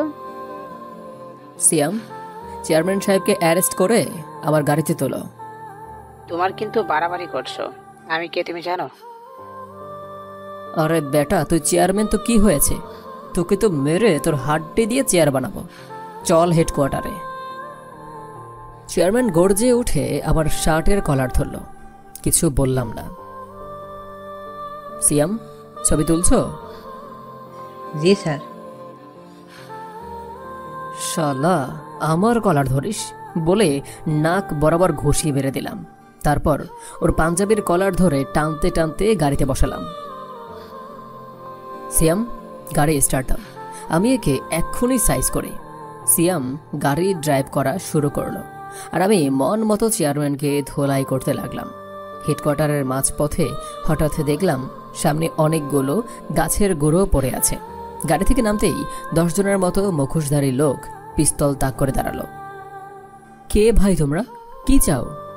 তেমন কিছু না, চেয়ারম্যানকে আমাদের সাথে যেতে দে তাহলে। স্যার, কি করব? সিয়াম, প্লিজ চেয়ারম্যানকে বের করে দাও। সিয়াম চেয়ারম্যানকে বের করে দিল। ওরা চেয়ারম্যানকে একটা গাড়িতে তুলে নিল। তারপর আমার আর সিয়ামের হাত পা বেঁধে রাস্তায় ফেলে চলে গেল। স্যার, আপনি যেতে দিলেন না কেন? সিয়াম, আমার কিছু হলে আমি কিছুই ভাবতাম না, কিন্তু তোমার কিছু হলে আমি সহ্য করতে পারবো না, তাই ছেড়ে দিয়েছি। একটু পর অনেক লোকজন আমাদের হাত পা খুলে দিল, আর এক একজন এক এক কথা জিজ্ঞেস করছে। কোনোটারও উত্তর না দিয়ে রৌফ স্যারকে ফোন দিলাম। Hello sir. হ্যাঁ বলো। স্যার, সর্বনাশ হয়ে গেছে। একদল গুন্ডা চেয়ারম্যানকে তুলে নিয়ে চলে গেছে। কি বলো এসব? কখন, কিভাবে হলো? তারপর সব কিছু খুলে বললাম। তুমি থাকো, আমি আসছি। সিয়াম, এসব বিষয়ে আমাদের কাজ নেই। চলো আমরা আমাদের মিশনটা দেখি। এই মিশন শেষ হলে বিয়ে করতে হবে, বয়স তো কম হলো না। সিয়াম চুপচাপ আমার পিছন পিছন এসে গাড়িতে বসে চালাতে শুরু করলো। এদিকে, হ্যালো, তোমাদের কাজ হয়েছে? কি? এটা কিভাবে সম্ভব? রৌফ ফোনটা কেটে কেমন যেন চিন্তিত হয়ে পড়ল। কপাল বেয়ে ঘাম টপ টপ করে পড়ছে। এদিকে চেয়ারম্যানের কিডন্যাপিং খবরটা ছড়িয়ে পড়ল। শিহাবকে নিয়ে কলেজের আশেপাশে জিজ্ঞাসাবাদ করে বাসায় এলাম। ডিনারের সময় তৌফিক, সারাদিন তো দেখাই হয় না, খুব ব্যস্ত নাকি? একটু স্যার। খালি একটু, সারাদিন তো কাজই, আবার রাতেও কাজ। আন্টি, মিশন যত তাড়াতাড়ি কমপ্লিট হবে তত তাড়াতাড়ি আমার ছুটি, তখন জমিয়ে আড্ডা দেব, কেমন? মন থেকে জানো আরেকদিন। জি ভাইজান, তৌফিকও ছিল, কিন্তু কিডন্যাপাররা তৌফিক আর তার সহকারীকে বেঁধে রেখে চলে গিয়েছিল। এদিকে খাওয়া দাওয়া শেষ, উঠে গেলাম। এরই মধ্যে খবর পেলাম রৌফ স্যারও কিডন্যাপ হয়েছে। তৌফিক, এসব কি শুনছি? স্যার, আপনাকে সত্যি একটা কথা বলা হয়নি, বলবো? হ্যাঁ বলো। আসলে স্যার, আমার মনে হয় রৌফ স্যার এসব চোরা কারবারে জড়িত। কিভাবে বুঝলে? আমি রৌফ স্যারের শরীরে ছোট একটা মাইক্রোচিপ লাগিয়ে দিয়েছি, এতে তিনি যা বলবে সব আমি শুনতে পারি। তারপর স্যার, চেয়ারম্যানও এই চোরা কারবারিতে জড়িত ছিল। আমি চেয়ারম্যানকে জিজ্ঞাসাবাদের জন্য নিয়ে গেলে রৌফ স্যার কাউকে ফোন দিয়ে চেয়ারম্যানকে কিডন্যাপ করতে বলেছিল। তাহলে রৌফকে কে কিডন্যাপ করলো? হয়তো তিনি নিজে থেকে গা ঢাকা দিয়েছে। তৌফিক, তোমাকে আমি ফুল পাওয়ার দিলাম। রৌফকে খুঁজে বের করে তার সাথে থেকে সবকিছু শুনে এবং চেয়ারম্যানকেও বের করে ক্রস ফায়ার করবে। That's my order. Yes sir. ফোনটা কেটে বের হয়ে পড়লাম, তবে সিএমকে নিয়ে বা আমার আর্মি মেজর হিসেবে নয়, একদম রিয়েল গ্যাংস্টার হিসেবে। চলে এলাম আমার সেই 10 তলা বিল্ডিংয়ের সামনে। ধীর পায়ে ভিতরে প্রবেশ করতে লাগলাম। কিছুক্ষণ পর সামনে দুজনকে বাধা হয়েছে, তাদের সকলের। কিরে, চিনতে পারিস কি? আপনি কে? আমাদের তুলে এনেছেন কেন? রৌফ, তুই বল, চিনিস আমায়? The what mafia king. Correct, সব কারেক্ট, সঠিক ধরেছিস। তো এখন কয়েকটা প্রশ্ন করব, উত্তর দিবি আর তোর ছুটি। ভাই বলুন, আমি সব বলছি, তবু আমাকে ছেড়ে দিন। ঠিক আছে, শোন তবে মনোযোগ সহকারে। আমার প্রথম প্রশ্ন, তোদের ড্রাগস সাপ্লাই কে দেয়? আমার দ্বিতীয় প্রশ্ন, তোর ছেলেকে তুই কলেজে পাঠিয়েছিলি কেন? মেয়েদের এপ্রিজিং করতে? আমার তৃতীয় প্রশ্ন, তুই কার আন্ডারে ডার্কিং এর গ্যাংয়ে কাজ করিস? আমার চতুর্থ প্রশ্ন, হসপিটালের ভুয়া সার্টিফিকেট ডক্টর কে নিয়োগ দিয়েছিল, আর সেখানে ড্রাগস কে দিত? তোকে ধন্যবাদ, বিনা দ্বিধায় সত্যি বলেছিস। এই, কে আছিস? একে খাবার দে। তো রৌফের বাচ্চা, তুই বল, এখন তুই সেনাবাহিনীর একজন সিনিয়র অফিসার হয়েও কেন এসব বেআইনি কাজে ছিলি? নিশ্চয়ই তোর আন্ডারেই হসপিটালের ডক্টর ছিল। এই যে আমার পাশে যিনি, তিনি আমাকে ড্রাগসের সাপ্লাই দিত, আর আমার ছেলেকে আমি শাসন করতে পারতাম না ওর মায়ের জন্য, তো এমন হয়েছে। আর আমিও ওর এমন হওয়াকে কাজে লাগিয়ে ওর মাধ্যমে কলেজে ড্রাগস বিক্রি করতাম। স্যার, এই যে ইউনিক ডার্ক মাফিয়া কিং এর লোক, যার আন্ডারে বগুড়ার সদর পরিচালক হচ্ছে। আর ভাই, আমার হসপিটালের সাথে কোনো কানেকশন নেই। চুপ। চুপ থাকা সম্মতির লক্ষণ। তবুও বল, তোর মুখে শুনতে চাই আমি, তুই কেন দেশের আইনের সাথেই বেইমানি করলি? আর ডার্ক মাফিয়া কিং এর লিডার কে? চুপ। রৌফ, আমি 1 থেকে 10 পর্যন্ত বলবো, তারপর তোর হাড্ডি আমি ওয়াশ করব। 10, 9, 8, 7, 6, 5, 4, 3, 2, 1। বয়েস, শুধু এর ব্যক্তিগত সোফায় পেটাও। দুজন সোলজার ওদের সমস্ত শক্তি দিয়ে মারতে শুরু করেছে। অলরেডি 3টা হক স্টিক ভেঙে গেল, তবুও মারতেই লাগলো। এক পর্যায়ে রৌফ মুখ খুলল, তারপর সব বলল, কেন সে এইসব করেছে। সবকিছু ক্যামেরা রেকর্ড করে রেখে দিলাম। তারপর প্ল্যান অনুযায়ী সবকিছু রেডি করে সিয়ামকে ফোন দিলাম আমার টিম নিয়ে এই জায়গায় আসতে। ওরা আসলে আমি ওদের সাথে যোগ দিয়ে একটা ঘরে রেড করলাম, যেখানে দেখা যাবে রৌফ চেয়ারম্যানকে বেঁধে রেখেছে এবং নিজেই একটা পিস্তল চেয়ারম্যানের দিকে তাক করে গুলি করতে যাবে। তার আগেই আমি ওর হাতে শ্যুট করব। একদম তাই হলো, যা সরাসরি লাইভ টেলিকাস্ট দেখানো হলো। তারপর তাকে কিছুক্ষণ মেরে তার স্বীকারোক্তি নেব। সে বলবে সে ডার্ক মাফিয়া কিংয়ের লোক ছিল, আর চেয়ারম্যানকে সে ব্যবহার করে হসপিটালে নকল ডক্টর, কলেজে ড্রাগস পাচার করত, কিন্তু আবার হাতে ধরা পড়ায় তার নাম ফাঁস হওয়ার ভয় ছিল, তাই নিজে চেয়ারম্যানকে কিডন্যাপ করে নিজের গা ঢাকতে মিথ্যা প্রতারণা করেছিল যে সে কিডন্যাপ হয়েছে, আর কে এই দলের লিডার সেটা সে জানে না। এবার কয়েকজন সাংবাদিক আমার দিকে তাকিয়ে প্রশ্ন ছুড়ে মারল। স্যার, আপনি কিভাবে এনাদের অবস্থান জানলেন? আমি ওর সিনিয়র অফিসার রৌফ স্যারের টি শার্টে একটা ছোট মাইক্রোফোন চিপ লাগিয়ে দিয়েছিলাম, যার কারণে আমি তার সব কথা শুনতে পেতাম। এর মধ্যে যদি তিনি বিপদে পড়েন আমি যেন সাহায্য করতে পারি, আর তিনি কিডন্যাপ হয়েছে এটা জানার পর আমি মাইক্রোচিপ কানেক্ট করে এই জায়গার লোকেশন পাই। তারপর কি হলো আপনারা তো জানেনই। স্যার, আপনি যেতে দিলেন কেন? স্যার, এখন কি হবে? না সিয়াম, সেনাবাহিনীর একজন সিনিয়র অফিসার হয়েও এইসব করেছে, তাকে পুলিশে দেওয়ার কিছু নেই। তাহলে আমি সেনাবাহিনীর প্রধানকে ফোন দিলাম লাউড স্পিকারে। আসসালামু আলাইকুম স্যার। ওয়ালাইকুম আসসালাম। তৌফিক, বলো। স্যার, একজন সৈনিক হয়ে কখনো নিজের দেশের সাথে বেইমানি করতে পারবে না, আর করলেও তার শাস্তি মৃত্যুদণ্ড। আমি আপনার কাছে অনুমতি চাচ্ছি এদের দুজনকে ক্রস ফায়ার দিতে, যেন কোনো সৈনিক আর এদের মতো বেইমানি করতে ভয় পায়। সকল সাংবাদিক, আমি, সিয়াম আগ্রহ নিয়ে আছি সেনাবাহিনীর প্রধানের আদেশের অপেক্ষায়। Fire them. Thank you sir. ফোনটা কেটে ধীর পায়ে রৌফের দিকে এগিয়ে গেলাম। তারপর ওর কানে কানে, শালা শুয়োরের বাচ্চা, তোর পুরো গ্যাংকে আমি ধ্বংস করব। কথা বলা শেষ করে 10 জন জুনিয়র অফিসার সহ আমি পুরো ম্যাগাজিনের সমস্ত গলি ওদের দেহে মেরে দিলাম। এসব করতে করতে প্রায় ভোরের আলো ফুটেছে। সকালে খুব সুন্দর একটা নিউজ পেলাম, আমার প্রমোশন হয়েছে। আমি এখন সিনিয়র অফিসারের পদে, আর সিএম আমার চেয়ারে। খুশি মনে বাজারে যাব বাজার করতে, আনমনে হেঁটে চলেছি আর ভাবছি কাকে বিয়ে করব। কয়েকদিনের ভালোবাসা নাকি সেনাবাহিনীর প্রধানের মেয়ে অনেক দিনের ভালোবাসা যাকে আমি কখনো দেখিনি। এসব ভাবছি আর হেঁটেই চলেছি।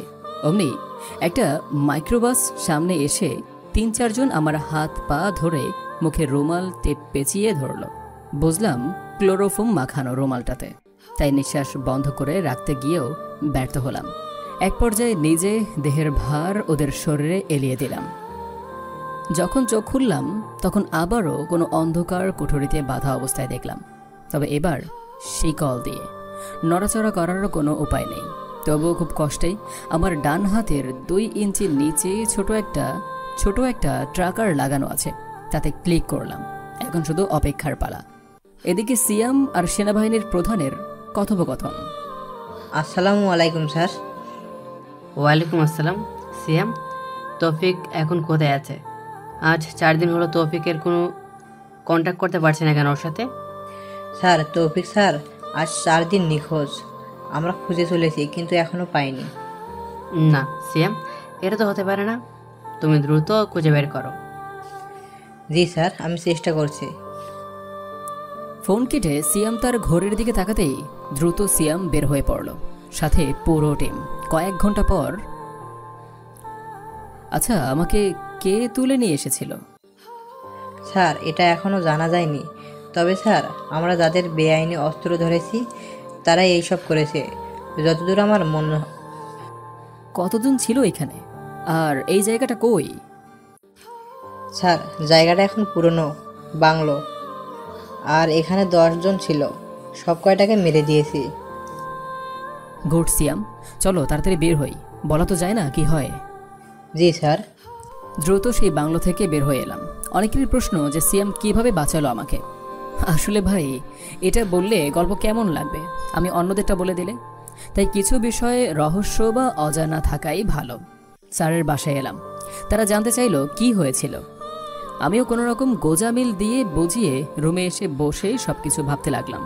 এটাও ভাবলাম, না আর সিয়ামকে নিয়ে এগোনো ঠিক নয়, এদের কিছু হতে পারে, এরা অতটা দক্ষ নয়। এসব ভাবতে ভাবতে ঘুমিয়ে গেলাম। ঘুমানোর আগে ফোনটা চার্জে দিলাম, সাথে ডিজিটাল ঘড়িও। পরের দিন স্যারদের কাছ থেকে বিদায় নিলাম। শুধু শুধু তাদের কেন আমি বিপদে ফেলব। স্যার আর আন্টি অনেক বারণ করলো, তবুও চলে এলাম। তারপর সেনাবাহিনীর প্রধান ও সিএমকে একটা মেসেজ দিলাম। মেসেজে লিখলাম, স্যার এবং সিএম, মন দিয়ে শুনুন। আমাকে হয়তো শত্রুরা চিনে ফেলেছে, সুতরাং আমি আত্মগোপন করছি। আমি কোথায় থাকব, কি করব, সেসব তোমাদের না ভাবলেও চলবে। সঠিক সময় সঠিক জায়গায় আমি থাকব, আর এই সময়ের মধ্যে আমি মিশন কমপ্লিট করব। আল্লাহ হাফেজ। মেসেজ সেন্ড করে ফোনটা বন্ধ করে চলে এলাম আমার সেই গ্যাংস্টার জীবনে। কি খবর তোমাদের? তোমরা সবাই কেমন আছো? আর নয়, এখন থেকে আমি এসে গিয়েছি দেশ থেকে ডার্ক কিংয়ের নাম মুছে দিতে। হাসান, খোঁজ নাও কারা আমাকে তুলে নিয়ে গিয়েছিল। বস, হান্নাটা সেটা অনেক আগেই নিয়েছি। এখানকার এমপি যে আপনাকে তার বাংলোতে নিয়ে গেছিল। হাসান, কখন পাবো শালাকে?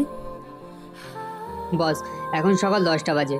এখন তো সংসদে আমরা ওকে ঠিক রাত 8টায় ওর বাড়িতে পারবো। Good job Hasan. চলো এখন আমাদের প্ল্যান বুঝিয়ে নেই। তারপর হাসান সহ সবাইকে প্ল্যান বুঝিয়ে দিলাম। তারপর সবাই মিলে রান্না করে খাওয়া দাওয়া করে বিশ্রাম নিলাম। চারিপাশে অন্ধকার নেমে এসেছে, সব জায়গায় ঝিঝি পোকার ডাক। সামনে একটা বিশাল বড় 2 তলার দালান, আর আশেপাশেই আমি সহ আমার সব লোক দাঁড়িয়ে আছে। বললে ভুল হবে, ওট পেতে আছি শিকারের জন্য। বেশিক্ষণ অপেক্ষা করতে হলো না। একটু পর কালো রঙের গাড়ি আসতে দেখলাম, যা এই দালানের মধ্যেই প্রবেশ করলো। চারদিকে চোখ ঘুরিয়ে দরজা দিয়ে ভিতরে প্রবেশ করলাম। হয়তো ভাবছেন দারোয়ান কিছু বলল না কেন? আরে ভাই, আসল দারোয়ানকে ঘুম পাড়িয়ে দিয়েছি। এটা আমার লোক। গাড়িটার সামনে গিয়ে দাঁড়ালাম। ভেতর থেকে মাতাল একটা লোক বের হয়ে এলো। এটাই এমপি। দ্রুত ওকে ওর বাড়ির ভেতর নিয়ে গেলাম। এই একাই, এর কোনো ছেলে বা বউ নেই, তাই বাড়িটা পুরো ফাঁকা। প্রথমে চেয়ারের সাথে পুরো শরীরটাকে বেঁধে নিলাম।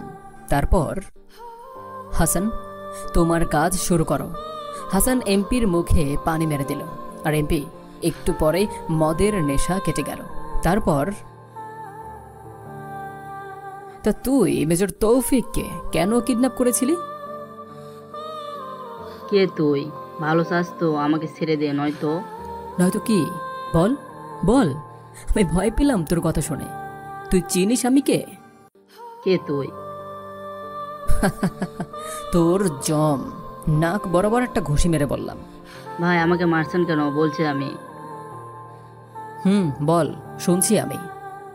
আসলে মেজর তৌফিক আমাদের কাছের লোক। চেয়ারম্যান আর রোগকে হত্যা করেছে, আর তার জন্য আমাদের বসের নাম ফাঁস হওয়ার ভয় রয়েছে। তাই ওকে আমার বাংলাতে আটকে রেখেছিলাম। তোদের বস কে? নাম বলল। তোদের গ্যাংয়ের নাম কি? Dark king. Happy journey. ওর পুরো দেহে পুরো ম্যাগাজিনের বুলেট ঢুকিয়ে দিলাম। বাড়ি থেকে বের হয়ে 1 কিলোমিটার যাওয়ার পর সবুজ রিমোটে চাপ দিলাম। অমনি পুরো এলাকা জুড়ে একটা শব্দ হলো, আর কয়েকবার মাটি কেঁপে উঠল। পরের দিন পুরো দেশে তোলপাড়। এমপিকে কারা যেন নির্মমভাবে হত্যা করেছে। নিউজগুলো দেখে আমার সিক্রেট আইডি থেকে কাল রাতে এমপির বলা কথার ভিডিওটা ছেড়ে দিলাম। সাথে সাথে পুরো দেশ যাকে ভালোর উপাধি দিচ্ছিল, তারাই এখন ঘৃণা প্রকাশ করতে শুরু করেছে। এদিকে, সিএম, নিউজ দেখেছ? জি স্যার। বলো তো কাজটা কে করেছে? আর্মি মেজর দা শুটার মাস্টার তৌফিক। কি স্যার, ঠিক বলেছি তো? কারেক্ট। তৌফিকই হলো আমাদের ভরসা। দেখা যাক সামনে কি হয়। জি স্যার। পরের দিন ব্রেকিং নিউজ দেখানো হচ্ছে। এলাকার এসিপি নিখোঁজ। কে বা কারা তাকে কিডন্যাপ করেছে, আর আমি সেই নিউজটা এসিপির সামনেই দেখাচ্ছি, আর হো হো করে হেসেই চলেছে। কিরে দেখলি, তোকে টিভিতে দেখাচ্ছে। তুই তো বড় মাপের সেলিব্রিটি হয়ে গেলি। হ্যাঁ, পুরো অপু ভাই। চল, এখন তোর ইন্টারভিউ নেই। এই, তুই জানিস আমি কে? আমি এই এলাকার এসিপি। তোকে আমি হাজতে নিয়ে এমন ব্যবস্থা করব না। ঠোঁটে আঙুল দিয়ে চুপ করতে বললাম। তারপর ওর কানের কাছে মুখ নিয়ে গিয়ে, তুই জানিস আমি কে? The white mafia king. আর একটা পরিচয় আছে আমার, জানিস? মেজর তৌফিক। চিনিস? ভাই আমাকে ছেড়ে দিন ভাই, আমি কিছু করি নাই ভাই। ঠোঁটে আঙুলের ইশারা করে। আমি কোনো নেতা নই, সুতরাং ভাই বলতে হবে না। আর দেখছিস না ক্যামেরা আছে, একটা পোজ দে।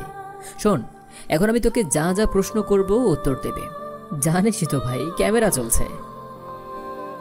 তা তুই তাহলে সেই না যে কলেজে ড্রাগস সাপ্লাইয়ে সহযোগিতা করতি? জি হ্যাঁ। তুই এইসব কোথায় পেতে? সব ড্রাগস মেজর রৌফ আমাদের হাতে হস্তান্তর করত, আর আমরা কলেজে কলেজে সাপ্লাই দিতাম। আইনের লোক হয়েও অবৈধ কাজে জড়ালি কেন? টাকার জন্য। আমি যতদূর জানি এসব ডার্ক কিং এর কাজ। তাহলে তুই কি ডার্ক কিং এর লোক নাকি? এসএপি? হ্যাঁ, ক্যামেরা তখন সরাসরি লাইভ টেলিকাস্ট করা হচ্ছিল।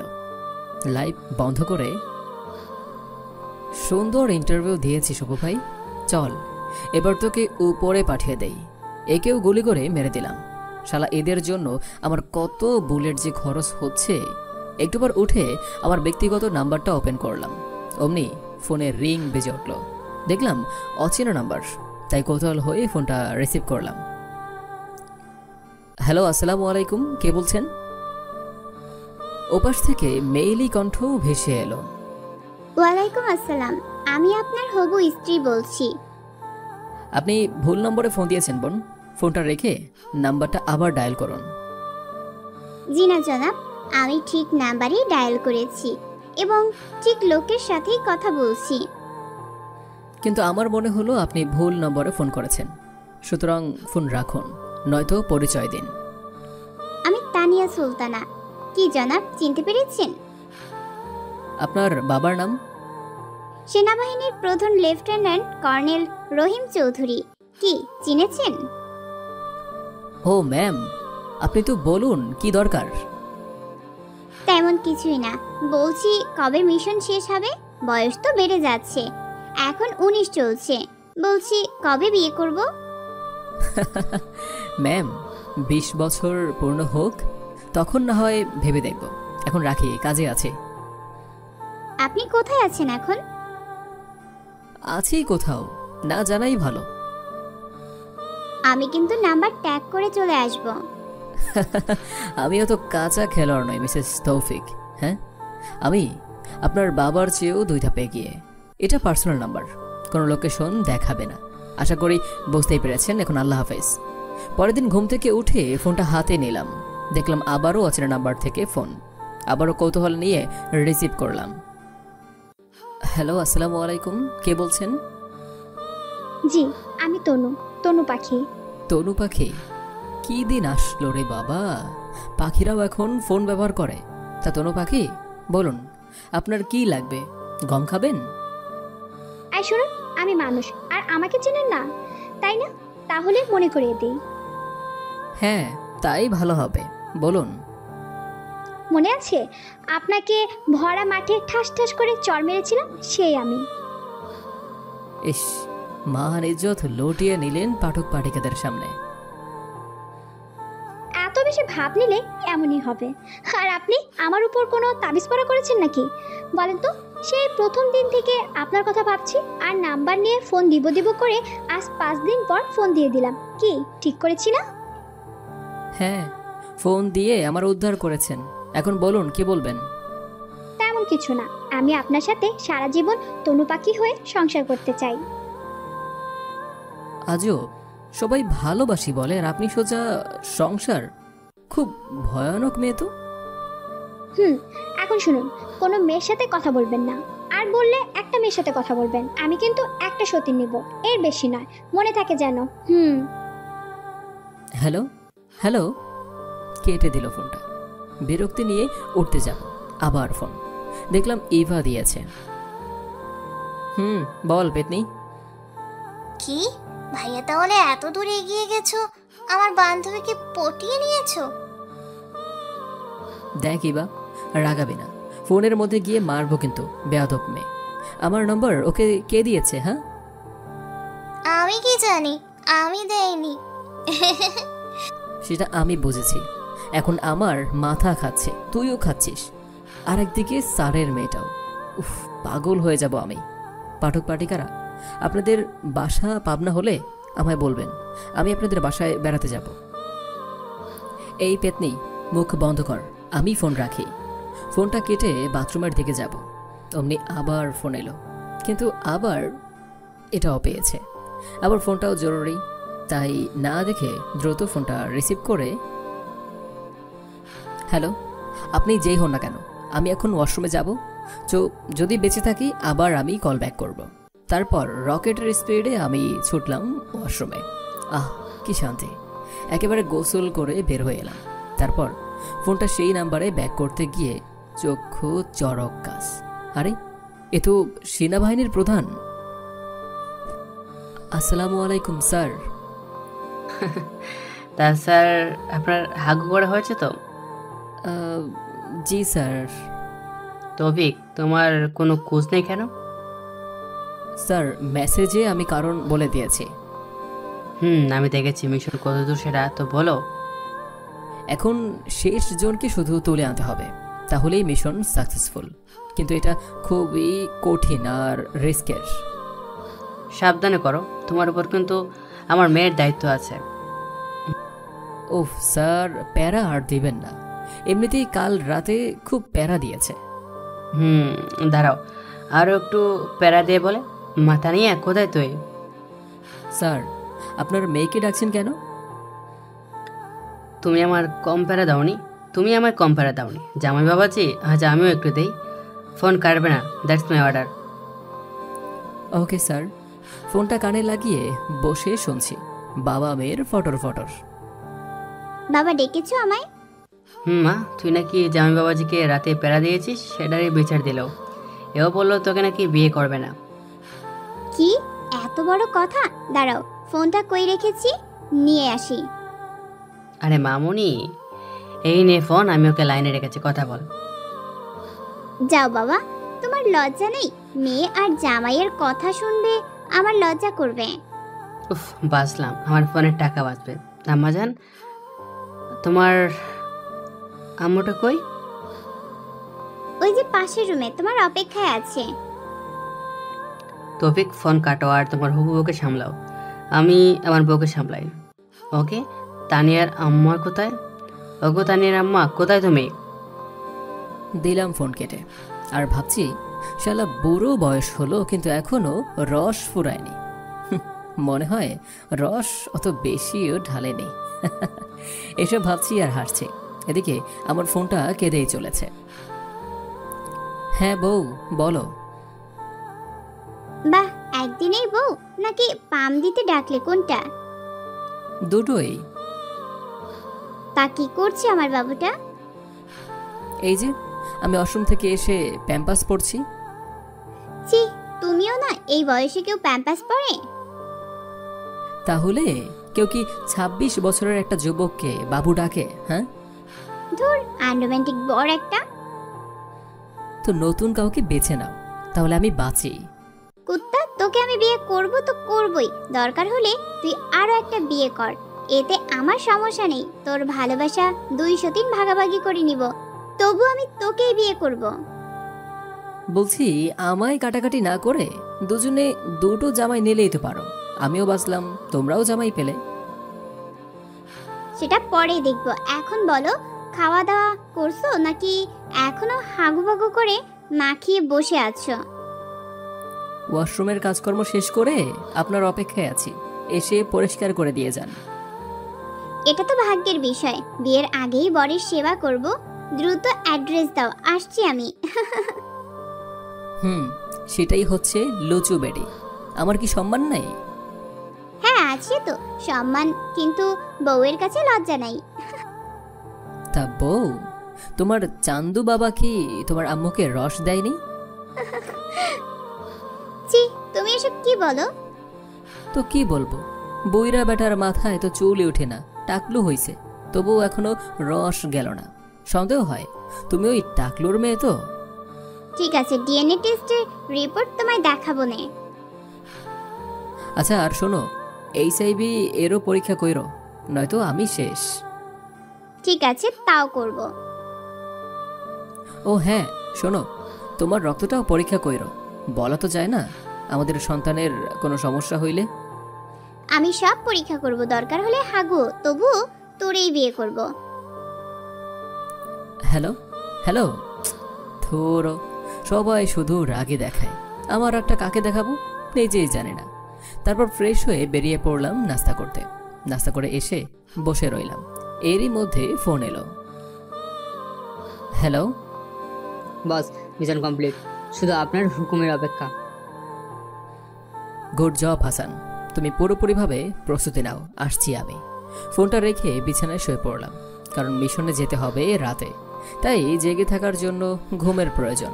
কিন্তু ঘুমই আসছে না, তবুও চোখ বন্ধ করে ঘুমিয়ে পড়ার চেষ্টা করলাম। এক পর্যায়ে ঘুমিয়ে গেলাম। কতক্ষণ ঘুমিয়েছিলাম মনে নেই। ফোনের রিংটোনটায় ঘুমটা ভেঙে গেল। দেখলাম তানিয়ার ফোন, তাই রিসিভ করলাম। হ্যালো তানিয়া, বলো। তুমি কি করছো? দেখেছো আমি কতবার ফোন দিয়েছি? তানিয়া, ঘুমিয়ে পড়েছিলাম। ঠিক আছে, খেয়েছো? আবার খেতে যাব। আর শোনো, তুমি আর তোমার সতীন দুজনে রান্না শেখো, কেমন? বিয়ের পর বউদের রান্না খাবো। সতীন কই পাবো?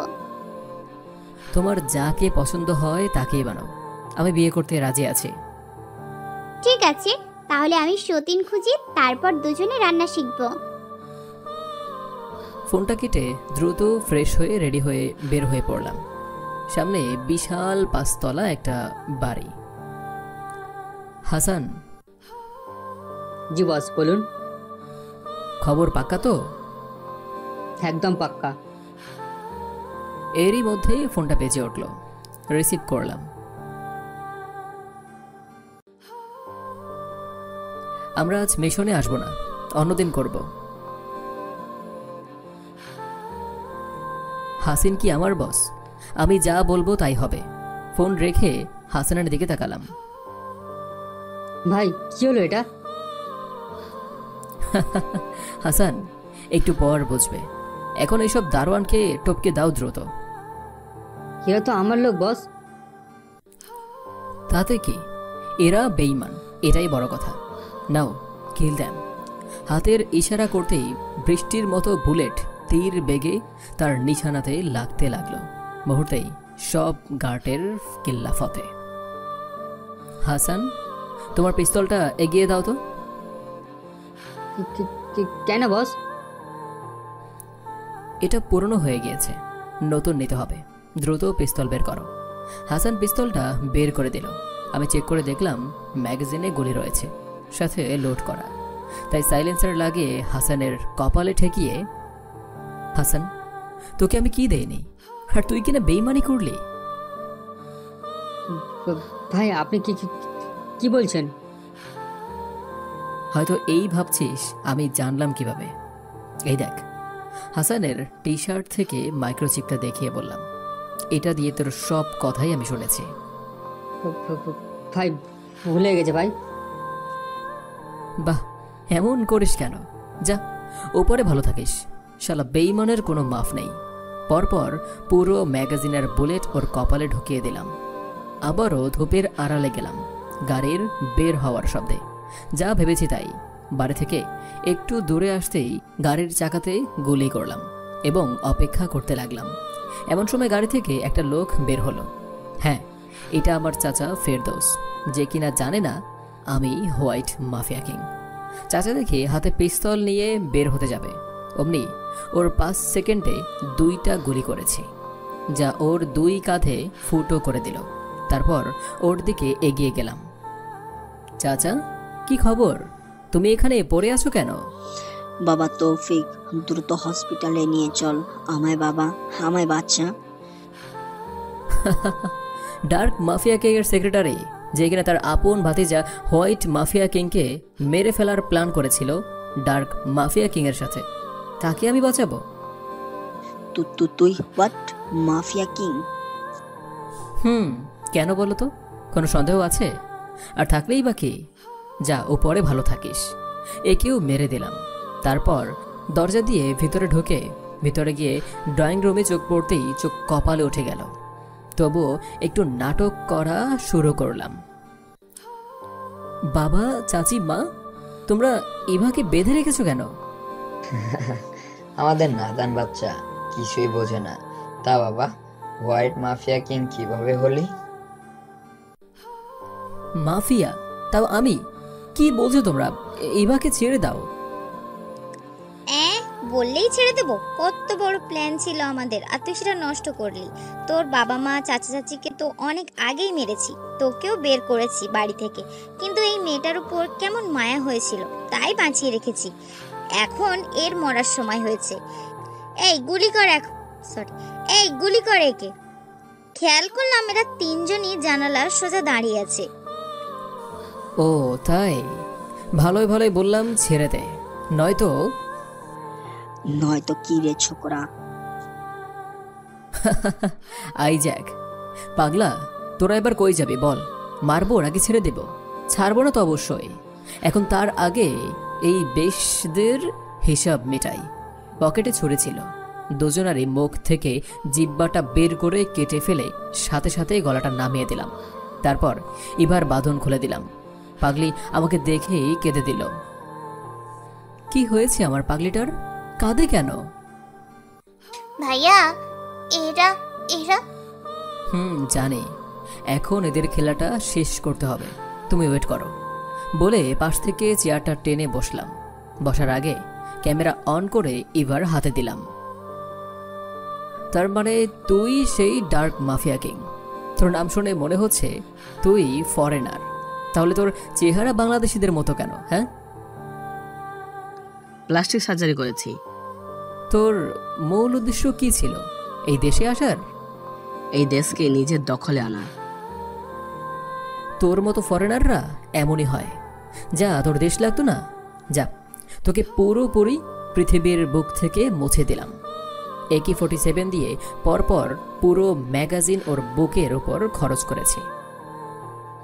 তারপর ইভাকে নিয়ে বের হয়ে আসে অন্ধকার জগৎ থেকে। কয়েকদিন পর ইভাকে নিয়ে ঢাকায় চলে আসে হেডকোয়ার্টারে।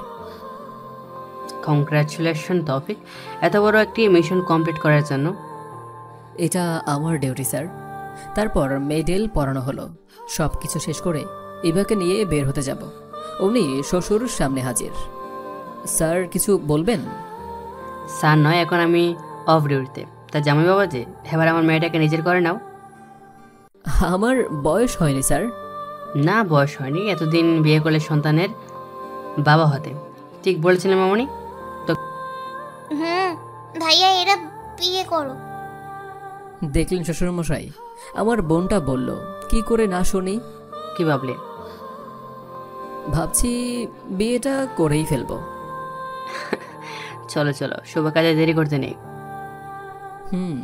শ্বশুর বাড়ি এলাম, আদর যত্নের অভাব নেই, কিন্তু কথা হলো নিজের বউটাকে এখনো দেখেনি। চারপাশে চোখ ঘুরিয়ে দেখতে লাগলাম, তবুও নেই। এমন সময় কেউ গলা খাকানে দিল। দেখলাম শ্বশুর, সাথে আরো একজন বয়স্ক লোক, প্রায় দুজন সমান সমান। আরে শ্বশুর আব্বা যে, কিছু বলবেন? এইসব কি? এখানে আমরা দুজন আছে, মানে বহু বচন বলতে হবে শ্বশুর আব্বাটা। কেন কেন কেন মানে তুমি একমাত্র ব্যক্তি যে কিনা। আর বলতে না দিল না শ্বশুর এক, শ্বশুর দুই। বাধা পেয়ে চুপ হয়ে গেল। হ্যাঁ হ্যাঁ বলুন শ্বশুর দুই। ওটা শুনতে হবে বলে শ্বশুর আব্বারা গেলেন। ইভাও এখন পাত্তা দিচ্ছে না, শুধু মুচকি হাসছে। আমি তো নাদানা বাচ্চা, তাই চুপ করে আছি। দেখতে দেখতে বিয়েটা হয়ে গেল, কিন্তু ও মা, অবাক করা বিষয় হলো দুইবার বিয়ে পড়ালো, আর দুইবারই পাত্রের নাম ভিন্ন। আমি অত না ভেবে কবুল বলে দিয়েছি। বাসর ঘরের সামনে ইভাকে 20,000 টাকা দিয়ে কোনো মতে ভেতরে ঢুকলাম, আজ আচ্ছা মতো বিড়াল মারব বলে। কিন্তু ও মা, এ কি, এখানে তো দুইটা বউ লুডো খেলতে ব্যস্ত। আমি এসেছি দেখে খেলা বন্ধ করে দুজনই পা ধরে সালাম করে চলে গেল। আমি ধীর পায়ে একজনের ঘোমটা খুলে 2 হাত পিছিয়ে গিয়ে, তুমি? আমি চিনতে পেরেছেন? আসলে এ আমার আন্ডারে আমার নিচের পদে চাকরি করত। তার মানে তুমি স্যারের মেয়ে? আগে জানলে? বলো, আগে জানলে? একটু খেয়ে দেখতাম। যাই হোক, এখন একেবারেই খাবো। তো এই মেয়েটাকে, একে বের করো তো। ওই, ও বের হবে কেন? আমার সতীন তো। সতীন? সতীন, তুমিই তো বলেছিলে তোমার 2টো বউ দরকার, তাই আমার পছন্দ মতো একে ঠিক করে নিয়ে। আরে ওটা তো এমনি বলেছি তানিয়া, সেই সব জানি না। বিয়ে হয়েছে এখন, ওকে দেখো। কি আর করার, এখন দুটোকেই মেরে প্রমাণ করব আমি আসল পুরুষ। দ্বিতীয় স্ত্রী ঘোমটাটা তুলে প্রায় 4 হাত পিছিয়ে এসে, তনু পাখি? জি বসে, আমি। তোমরা দুজনকে চেনো কিভাবে? আরে এটা আমার চাচাতো বোন। আচ্ছা, তো হিসেব করে নেই কাকে আগে বিড়াল মারব। দুজন একসাথে ওকে বললাম। আমি মাঝে শুয়ে আছি আর 2 বউ আমার 2 পাশে। ওদের মধ্যে কথা হচ্ছে। কয়েন উপরে ছুড়বে এবং যার 2 বার আমার পেটে পড়বে তাকে আগে মারব, আর পেটের নিচে পড়লে আউট। কিন্তু অবাক করার বিষয় হলো দুজনেরই একবার করে পড়ল, আর একটা ক্যান্সেল। তো এখন কি করব? তোমরাই শুরু করো। খুব সেনা তুমি, কিন্তু আজ আমরা 2 জন, তুমি একা। তনু চল রে, শুরু করি। বলে দুজনেই লাফিয়ে পড়ল। তারপর 2 বার টি20 ম্যাচ খেলতে হলো। অবশ্য হারটা আমারই হয়েছে, তবুও সেই খেলেছে। ধন্যবাদ সবাইকে এতক্ষণ আমাদের গল্পটি শোনার জন্য বা পড়ার জন্য। আর আমাদের ভয়েস অফ ইমন চ্যানেলটি এখনও যারা সাবস্ক্রাইব করেননি, এখনই সাবস্ক্রাইব করে দিন প্লিজ। কারণ আপনারা হয়তো জানেন আমাদের একটি গল্প বানাতে বা লিখতে অনেক পরিশ্রম করতে হয়, তাই কেউই কিপটামি না করে চ্যানেলটাতে এখনই সাবস্ক্রাইব করে দিন। আল্লাহ হাফেজ।